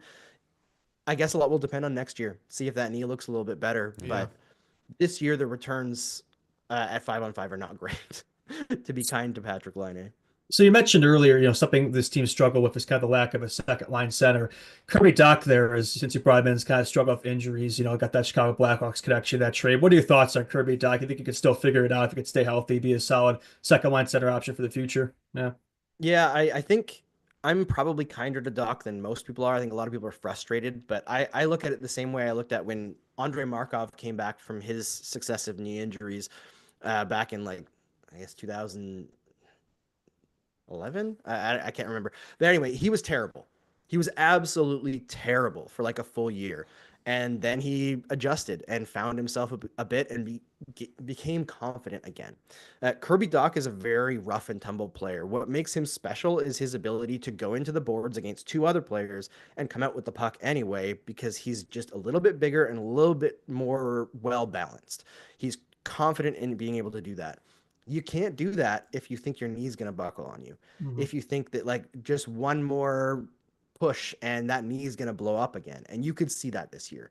He didn't have the confidence in his body to play as Kirby Dach. So he tried to change things up and he had success for short periods and he started to get the confidence back physically and then the knee blows up again. So I wonder about him mentally even more than physically, because surgically repaired knees do get fixed all the time in the NHL and players end up having long careers. Andrei Markov had, I think, 3 major reconstructive knee surgeries in his 30s and ended up continuing to play almost all-star quality defense for several years. So it can happen, but Doc is at such a critical point in his development between the mental side of it and the physical side of it. I think he faces a really steep uphill climb to hit his peak. And I don't want to say that he can't do it, because I think that's just a cruel thing to say and put out there and believe. But it's going to be a big challenge. And I think the Canadians are in a position where they have to look for a different option at the second center position, just in case. Now, that might be Michael Hayes down the line, who's in college right now. He's incredible. But that's not an immediate solution, right? Last one here for me, Andrew. We were talking about the top line. We did a little bit of talk of Yuri Slafkovsky, who, has a lot of pressure on him as the number 1 overall pick. But the other 2 members of that top line, both possible snubs, I guess you could say, for their respective national teams at the Four Nations face-off. Looks like they took it a little personally. Looks like those 2 might be as close to shoo-ins as we can right now for some of those fringe guys on the outskirts of some of those rosters for Canada and the United States. Obviously talking about Nick Suzuki and Cole Caulfield. For Cole, it seems like it's just, he was almost like, for Brock Besser, it was like the 30-goal guy that had never scored 30 goals in the NHL until he finally did it last season when he put 40 in the net. For Cole, almost the same thing. Like, this kid has pure sniper written all over him. And, now they're starting to come and they come in bunches for him. And Nick Suzuki, it feels like people are really just starting to appreciate how much of a force this guy is at both ends of the ice. Just, your thoughts on both of those players, the steps they've taken this year, how much they really drive the bus for this Habs team. Yeah, it's one of those things, especially with Cole Caulfield, I would say, where belief in process gets rewarded in the end. Last year, he was putting shots on net from good areas. He was doing everything necessary to score goals, but the results weren't there for most of the year. On a surgically repaired shoulder, maybe it was a timing thing. It was maybe an adjustment thing. Maybe it was a confidence thing. But the process was good. And in that time where he wasn't scoring, he leaned in on becoming a better playmaker and playing a little bit better defensively. Now, he's not a great defensive player, but he became good enough to no longer be a detriment on a top line, which is pretty good for a guy who can put up around 40 goals, right? And then you come in this year and things figure themselves out by just continuing to trust the process. He's scoring like you're expected, and the defense is there too. So he's made himself a significantly better player and maintained what made him special in the first place, which is incredibly impressive. And Caulfield deserves a lot of credit for that. The Canadians deserve a lot of credit for like pushing that kind of attitude for their players. But I'm also going to give it a little bit of credit for that for Nick Suzuki, who is I wouldn't say the ultimate. I would say Sidney Crosby is the ultimate example of this, but he carries himself in a way that if he's not learning, he's not trying. There is always something Nick Suzuki is working on to gain an advantage somewhere. He's a very, very intelligent hockey player. I find watching him game in, game out, there are so many little tricks that he does, whether it's with skating or body position or just reading the situation and making a prediction that you don't see from most players. I find one thing to watch with Nick Suzuki that sounds boring but is super interesting if you're a hockey nerd. Watch him on like dump-ins when he's F1 trying to go on the forecheck. And how often, also on rims on the power play, how often instead of battling for the puck in a forward position, he will turn around and go like butt to the other player, give them a little nudge that will make them miss the puck along the boards, and then it will go along the boards right to Suzuki's stick where he's now positioned to curl around and attack the front of the net. I've never seen anybody except for Sidney Crosby do this move outside of Nick Suzuki, and he does it almost every game, and he's very successful at it. He's out there playing chess, and it's always something that he's working on. He's got plans, and I love a guy with plans, and I feel like that fits very well into like what Kent Hughes wants to build, right? He's like the ideal leader for this group, and that kind of just bleeds through the lineup. But incredible defensively, incredibly creative offensively, and he's got that chip on his shoulder too that I think is almost natural for somebody who's been dismissed for being undersized in hockey specifically. But whenever you need a moment, Nick Suzuki is the guy who's creating that moment. It might be with also Cole Caulfield, but Suzuki has a hand in it almost every time. He's just got that clutch gene. It reminds me a little bit of Joe Sakic in that way. Is that Nick Suzuki on the wall behind you there? I see. Is that Ken Dry on the other side there? Yes. Yeah. This one. Yeah, that one is Nick Suzuki, and then behind me is I can't really see it, but it's Carey Price there. Oh, Carey from Price. an Okay, artist here in Canada named Dave Murray. Dave Murray Illustration does a lot of hockey stuff. He's a huge goalie nerd. So that's awesome. Very nice. I like it. Yeah. That's incredible. Andrew, thank you so much for taking the time. We really appreciate it. Everybody go check out Game Over Network. They do post-game shows for all of the Canadian teams in the National Hockey League. You are doing good work providing opportunities for young journalists up north where they do it the best. Thanks again for doing this, Andrew. Really appreciate it. Yeah. Thanks, guys. Much appreciated. Thank you. See you soon. Take care. That was Andrew Berkshire, president of the Game Over Network. Covers the Montreal Canadiens and does a very, very fine job at it. So we thank him for taking the time. What do you guys think? Are the Habs getting into that wild card 2 spot? I want them to. Like my heart says yes, but my brain says they might just need to be 1 year away, right? This will be a good learning experience for them. But they have a few teams on their heels there, right? Those 2 New York teams, it just feels like one of them's gonna take that last spot there. Hope I'm wrong. Like I'd like to see the Canadians. Like, I don't want to see the Islanders. That team, puts me to sleep. Disgusting. And the Rangers, I just don't like the Rangers. Like I'm just sick of them. The Blue Jackets, it seems like they're done. Like they're just crumbling, and the Red Wings are mid. So yeah, I mean, I hope they make it, but I don't know if they will.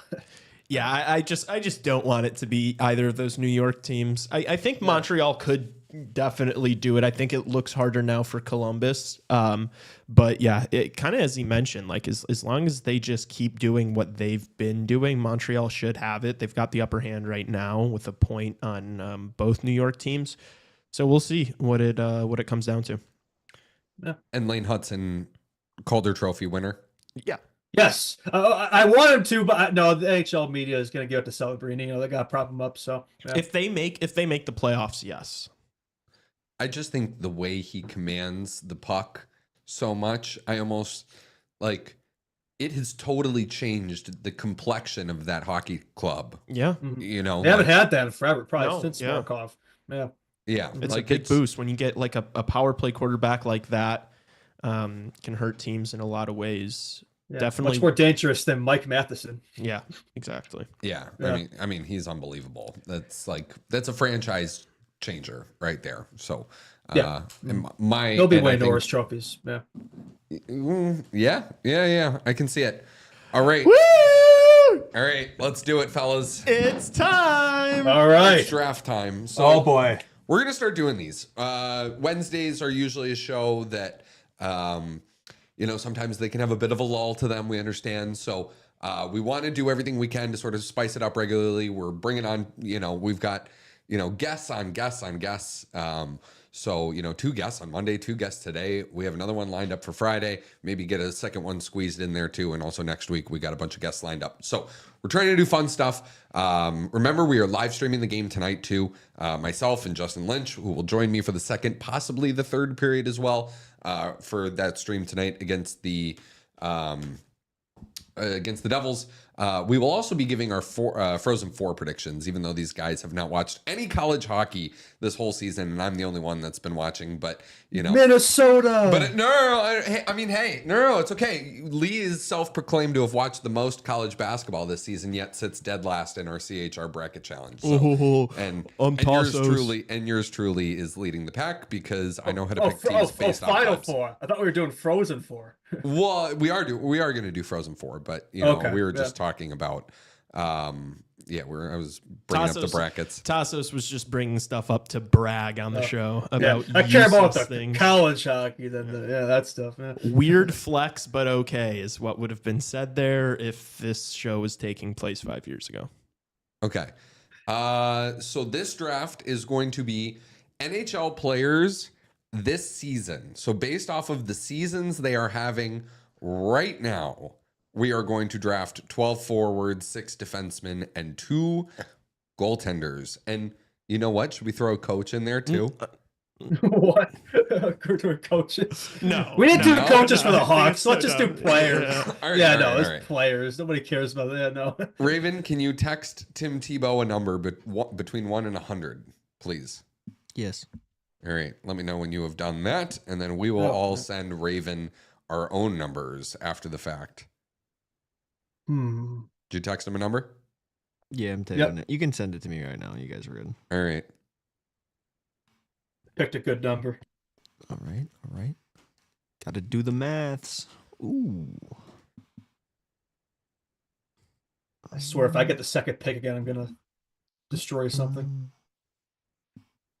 All right. Okay. So it is Lee first, Let's go. and then sadly Justin second.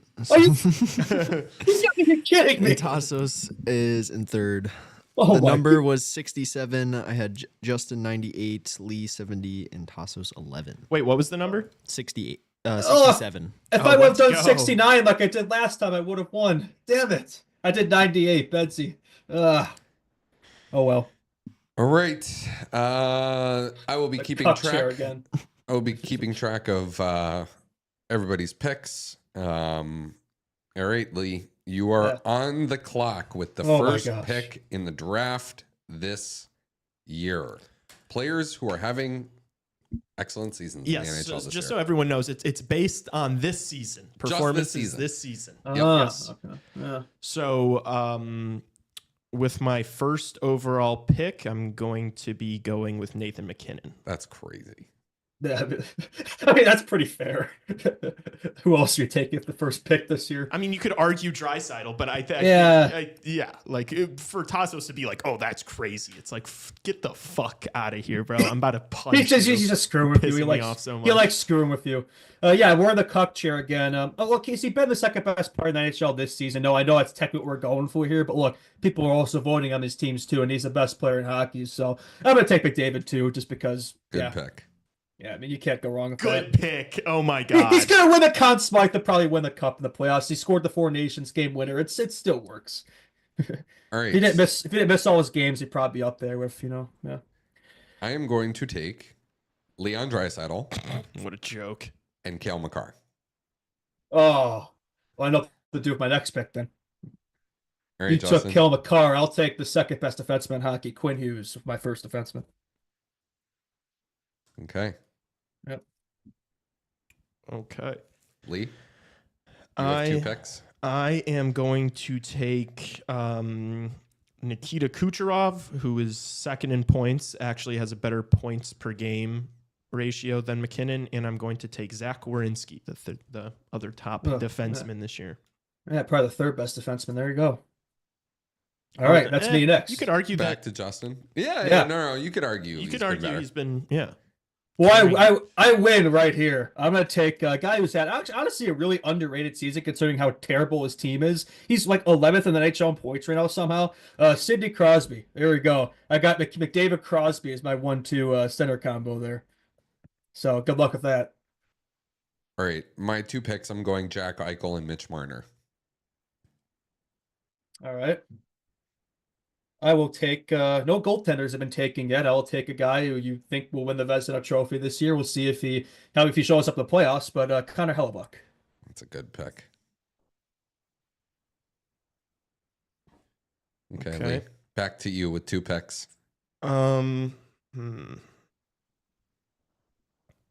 This is where it gets tricky. I am going to take his teammate, Kyle Connor, who's had an awesome year. And then I'm going to also take a goalie. I'm going to take Vasilevsky.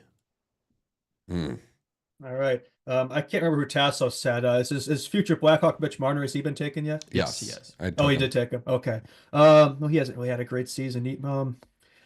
Yeah, no, I'm not going to take him yet then. He hasn't really had a great year. You know what? No, I will take him. Screw it. Austin Matthews. Yeah, why not? Really? Yeah. Because look, do we really think these people are going to be voting for best team based on this season alone? No, they're just going to say names. Well, and we're going to have it on the post, presumably. I am going to have it on the post. But do you think people are going to listen though? No. Look, I won this game before based off of thinking what other people are based off having 16,000 followers on based off having Instagram. Instagram followers. Motherfuckers did not think that you actually had the best roster. Get out of here. Oh man, you're all coping so hard. Okay. I'm going to pick.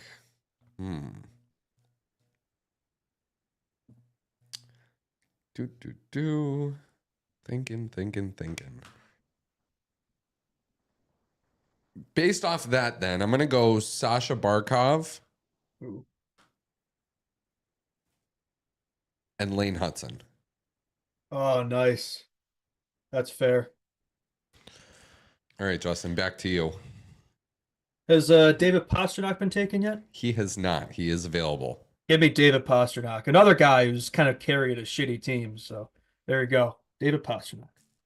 Okay, back to Lee with two picks. What forward did you take, Tassos? Who'd you I took Barkov. Barkey. Okay. I'm keeping track of this in the CHR notes at the bottom. Oh, okay. So I don't have to do it. I can just let you do it. You never had to do it. Oh, well, it's not that I had to do it. I just wanted to do it personally. Oh, okay. Yeah. Huh. All right. Gonna make a pick? Yeah, I think I might. I think I might make a pick. I'm gonna take Josh Morrissey defensively here. He's had a great year. And then I am going to take Jesper Bratt from the New Jersey Devils. He's an underrated season. How many is he scoring tonight on the Blackhawks? Probably a couple. Yeah, I'll probably get a Hattie. I would take, might be early for this guy, but you know what? I think he's finally getting his due here lately. Probably the best defensive defenseman in the game. I would take Jacob Slavin. Yeah. Okay. I'm going to go Brandon Hagel.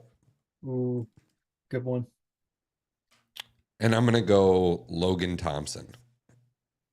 Ah, okay. Yeah, interesting. All right, let's see. Next pick here. Excuse me. Let's see. Are we tracking centers and wings and stuff too? No. Like, is that a thing? We're doing the exact same thing as last week. Okay, fair enough. I will take. Has Sebastian Aho been taken? No. Yeah, good two-way player there. I'll take Sebastian Aho. Yeah. All right, Lee, back to you. I'm gonna take I'm gonna take the Kachuk brothers. Oh, of course you will. Of course you will. I'm gonna take both of them. Both of them. That's shocking absolutely nobody here. Yeah. Surprise, surprise. Lee takes Kachuk's early. Yeah, that's a real shocking development there. All right. Justin? Let's see. I probably need another defenseman here, right? Well, nah, I will take instead. I'll keep loading up the forwards here. Now, how about Alex Ovechkin? Why not? Right? He's That's probably a going to good- break the record soon. I'll take Ovi. I respect that Yeah. pick. Ovechkin and Crosby in the same team. There you go. All right, we're getting into it now.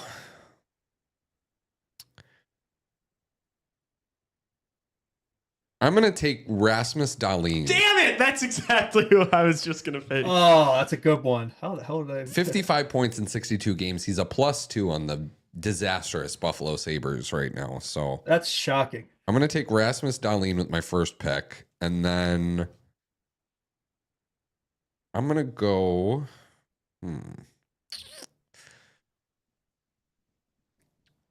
Oh, gosh. I need to think here. I need to tough. think. It is tough. I'm going to go Mark Scheifele. Okay, Mark Scheifele. He's having an awesome season. That Underrated. How is he not on Canada's team there? Yeah. 78 points in 72 games for Mark Scheifele. He's got 35 goals already. Fair enough. Has Clayton Keller been taken yet? No. Give me Clayton Keller, another underrated player there. Well, I don't know if he's underrated, but he should have been the U.S. team. Okay, Lee, back to you. Gosh, guys are just coming off the board that I wanted. I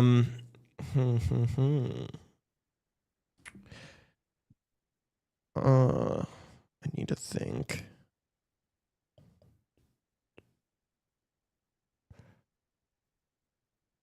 All right. I'm going to take I'm between two defensemen.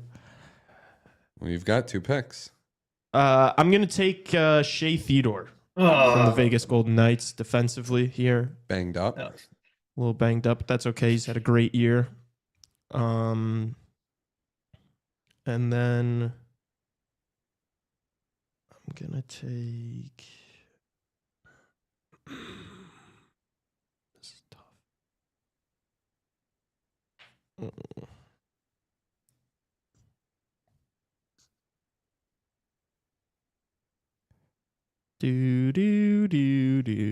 pitter patter. I need some center depth. I'm gonna take Dylan Larkin. There we go. All right, speedy guy. I need a defenseman here. I'll take Makar Seabrook. Give me Devon Tays.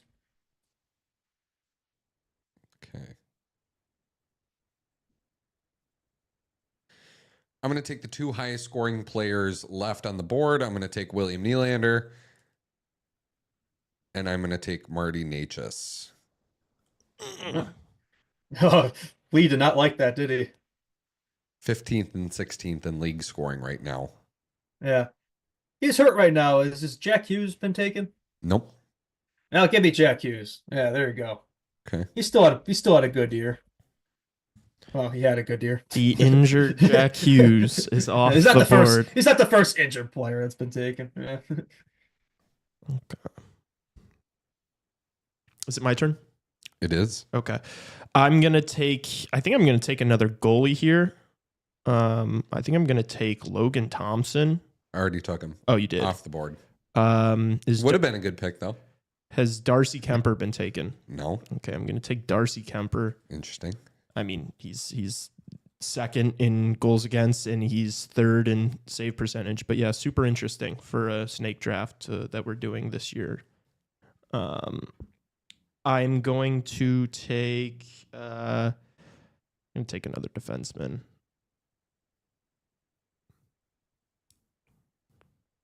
I'm not taking Evan Bouchard. Like I see him there, but I'm just not going to do that to myself in this team I'm trying to build here. I'm going to take Thomas Harley. Oh, that's a fair pick. Yeah. Been really good this year, plus 27, stepped up since Hiskinen's been out. Taking Thomas Harley. Great in the Four Nations. Yeah, I guess I'll take my second goalie then. Is Bobrovsky been taken? Nope. Give me Bobrovsky. Hello about Bobrovsky. Yeah, good luck with that. All right. I am going to go with.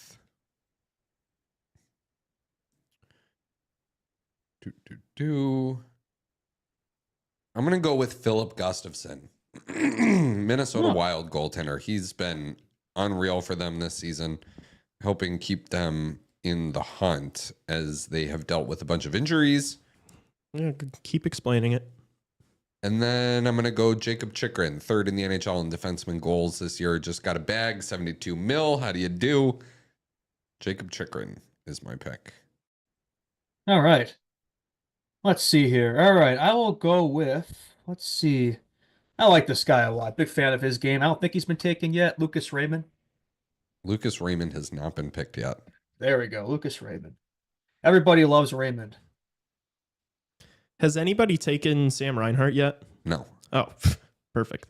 I'm gonna go Sam Reinhart and I'm gonna go Mikko Rantanen. It's shocking it took him this long to take Rantanen. Yeah, I know because I think there's been some negative connotation around his name this year, but I mean he's got 75 points in 70 games with 3 different teams. Yeah, that's pretty fair. So yeah. it's I think Rance is a nice value this late in the draft. Yeah, no, that's fair. Yeah, nobody in this show has been spouting negative remarks about him, right? Yeah, no, not that I can think of. Yeah, no, none that I can think of either. All right, I probably need another defenseman here.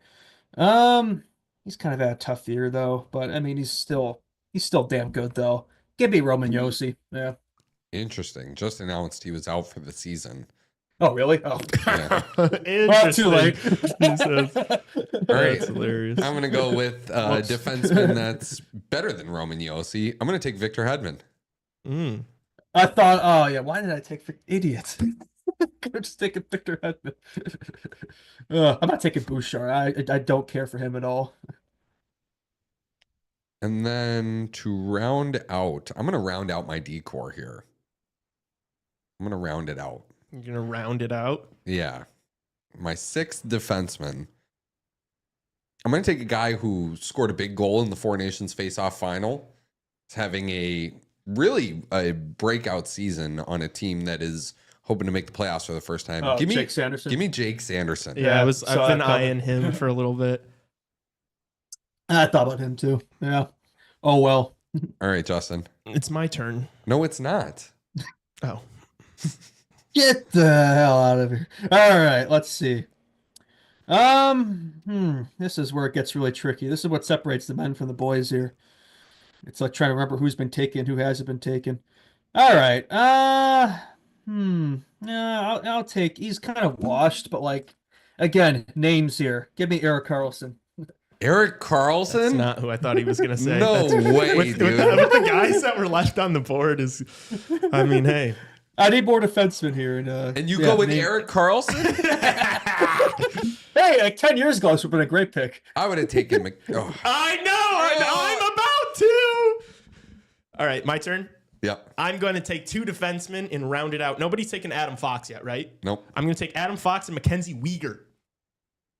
Thank you. I guess Adam Fox wasn't taken yet. Are you kidding me? Yeah, no. I just assumed he was taken. No. Dude, if you go to the show notes, Tassos has everybody's roster listed completely. The show notes. Oh, whatever. All right.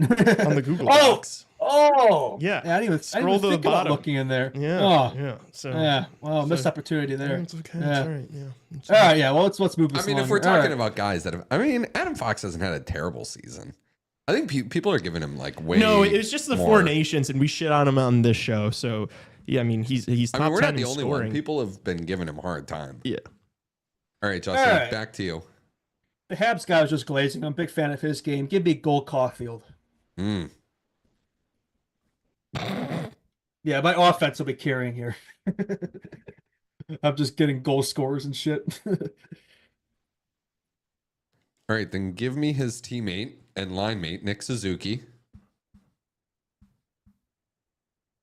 And I will also take...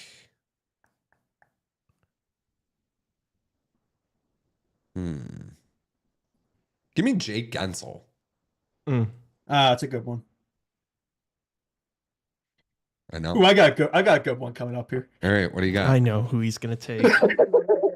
Well, it's not my last pick, but I only have a few picks left here, and yeah, I'm gonna get a lot of votes just by having his name in there. Give me Connor Bedard. That's crazy, dude. You're such a goof. That's absurd. Yeah, that's a horrible pick. That is a horrible pick. Oh yeah, it's a terrible pick, right? All right, Lee. Uh, These are your last two picks. Last two picks. I'm gonna take Matt Duchene. He's still available, yes. Yeah, I thought he'd be Awesome. available through the end of the draft. Really? but I mean, yeah. he's 21st in the league in points. Has had an awesome year. Been the Okay, best all right. player on that Dallas team. But yeah, for sure, go off, Queen. And then I am going to. Damn, am I going to take Dylan Strome again? Don't. No, Dude. I my won't. God. Yeah, take Dylan I Strome. won't. No. I'll take Kirill Marchenko from the Columbus Blue Jackets. That's a good pick. Love that guy. Love his game. He's been awesome this year. Give me the Russian Kirill Marchenko. I love my team. right. My team's a wagon. All right, Justin, with your last pick in the draft. Well, I need somebody with grit in this team. I don't really have that. He's a guy who's kind of stepped up his game. Had a great Four Nations there. Gonna get it back this season on that Cup champion Panthers team. Give me Sam Bennett, my last forward. Yeah, he's had a great year. Wait a minute. Yes, he is. I only have 5 defensemen for Justin. Yeah, I have one more pick. Yeah. So wait, does Lee have all of his picks? Yeah, I think so. I picked first. I should. Oh wait, yeah. So it goes. You need to pick You twice would pick more. twice. He and would Justin pick one more. wants to pick one more. All right. Who did you just pick, Justin? Sam Bennett. Sam Bennett. Need some grit in this team. You know, I need a dog, right? Yeah. Okay. These are my last 2 picks now. Give me old Johnny Toronto. I'm going to take John Tavares. Give me old Johnny Oshawa. Third line player. Yep, it's good. It's good. Scored 30 goals for the 7th straight season. And along the lines of somebody that's having an awesome breakout year, give me Alexi Protas. I knew you were going Ooh, to the take that guy. Belarusian. Yeah. Poor Dylan Strome. All right, Justin, last pick. Has to be a What? D-man. Well, I always joke about this guy all the time, but you know what? He's actually a really good defenseman. I don't think he's been taken yet. Give me Brock Faber. That's a good pick. I looked at his stats while we were doing this because I was going to take him like not super early, but probably as like my 4th defenseman. He's only a +1 on the year, and he's not like a point getter. So Yeah, well, he was good in the Four Nations there with Slavin, and yeah, I'll take him. I thought about Vlasic. I'm like, eh. boom. You have one last pick, big guy. Me? No, Lee. I do. Yeah, you have What? one pick to end it. You have 11 forwards. Oh. Wait a minute. Oh, okay. Yeah. Is no, I that picked true? it. Are you Yes. are you Yes. tweaking? Yes. 1, 2, 3, 4, He 5, started 6, first, so 7, he had 8, one 9, pick. 10, Lee 11. should end the thing with Yeah. one pick. Okay. For a second, I thought nobody picked Jack Eichel. And then I was like, oh, I did. Crazy.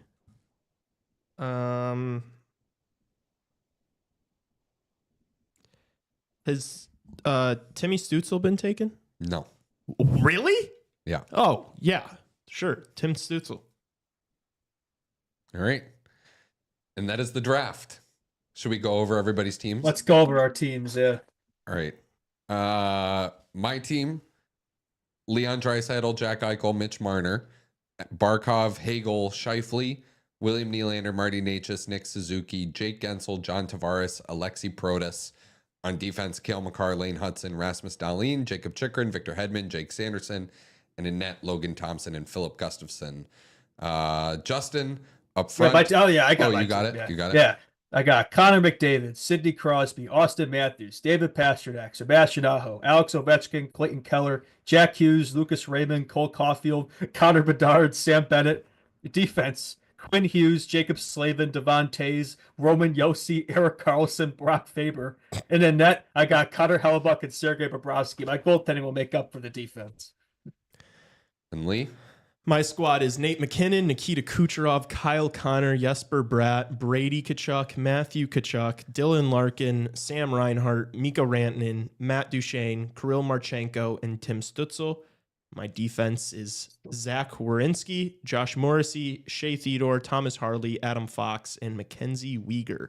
And then in net, I have Vasilevsky and Darcy Kemper. We are getting roasted in the chat right now for not picking Kirill Kaprizov. Oh my God! Because he's been injured for like the last God knows how long. I didn't even think about him. Yeah, I took Sam. Oh my God! I could have had Kaprizov. Took Sam Bennett.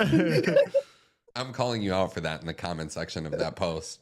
Could have taken him too. I could have. I could have. All of us could have taken him. You took Alexi Protas and John Tavares over fucking Kaprizov. So do not slander. Wow, we missed it because he's injured. I mean, that is kind of what this thing's based. It is based on this season. I guess when he's been healthy, he's been like the best player in the league. 52 points in 37 games or something, whatever. Like he was on Hart Trophy pace. Yeah. I did not think about it. I'll be honest. Yeah.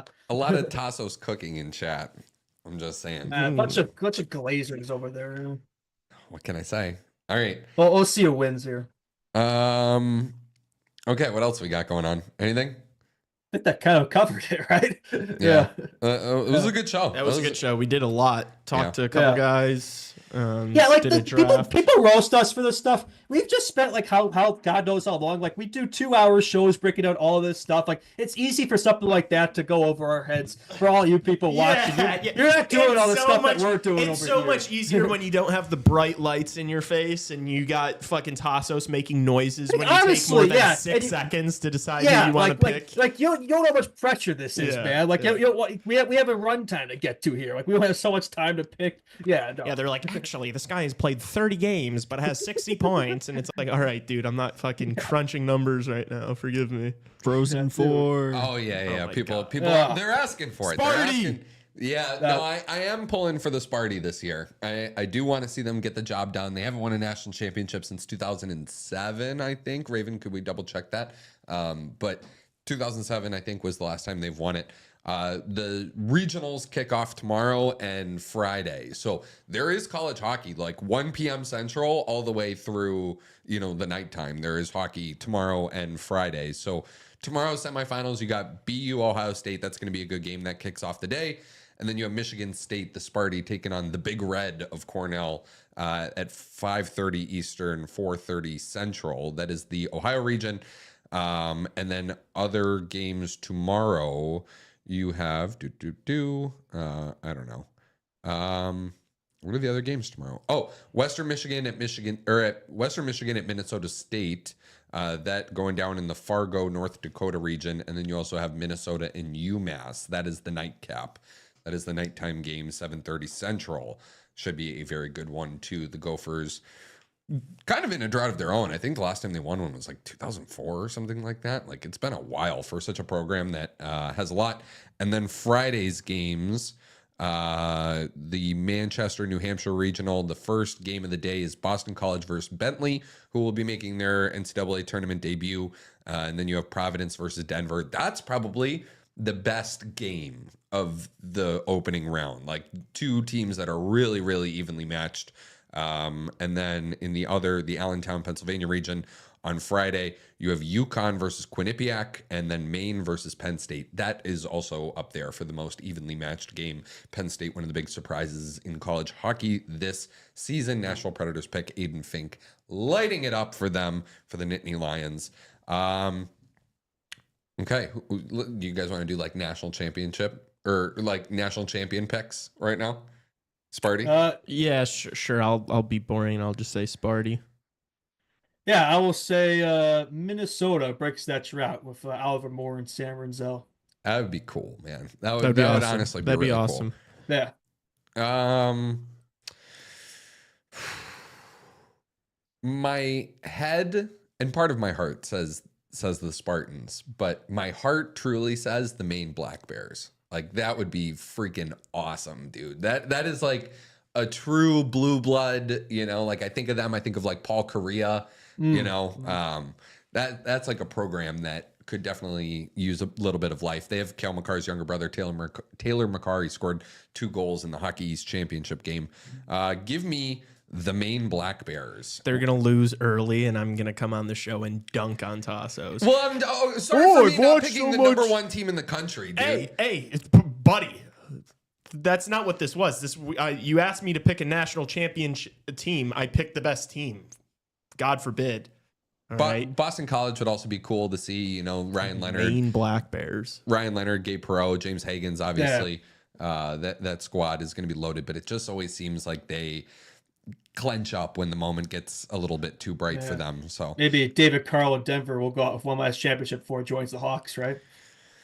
That would be awesome. I don't think they have as good of a team this year. It'll be mostly Zeev Bouillon doing a lot of the heavy Thompson. lifting. Aiden Yeah. Thompson. a couple too. people in chat are saying they like Denver to go back to back this year. Yeah, I mean they have Aiden there you Thompson. go. There's a Florida player on the team too. I forget what his name is, but he was one of the top scoring players in the country.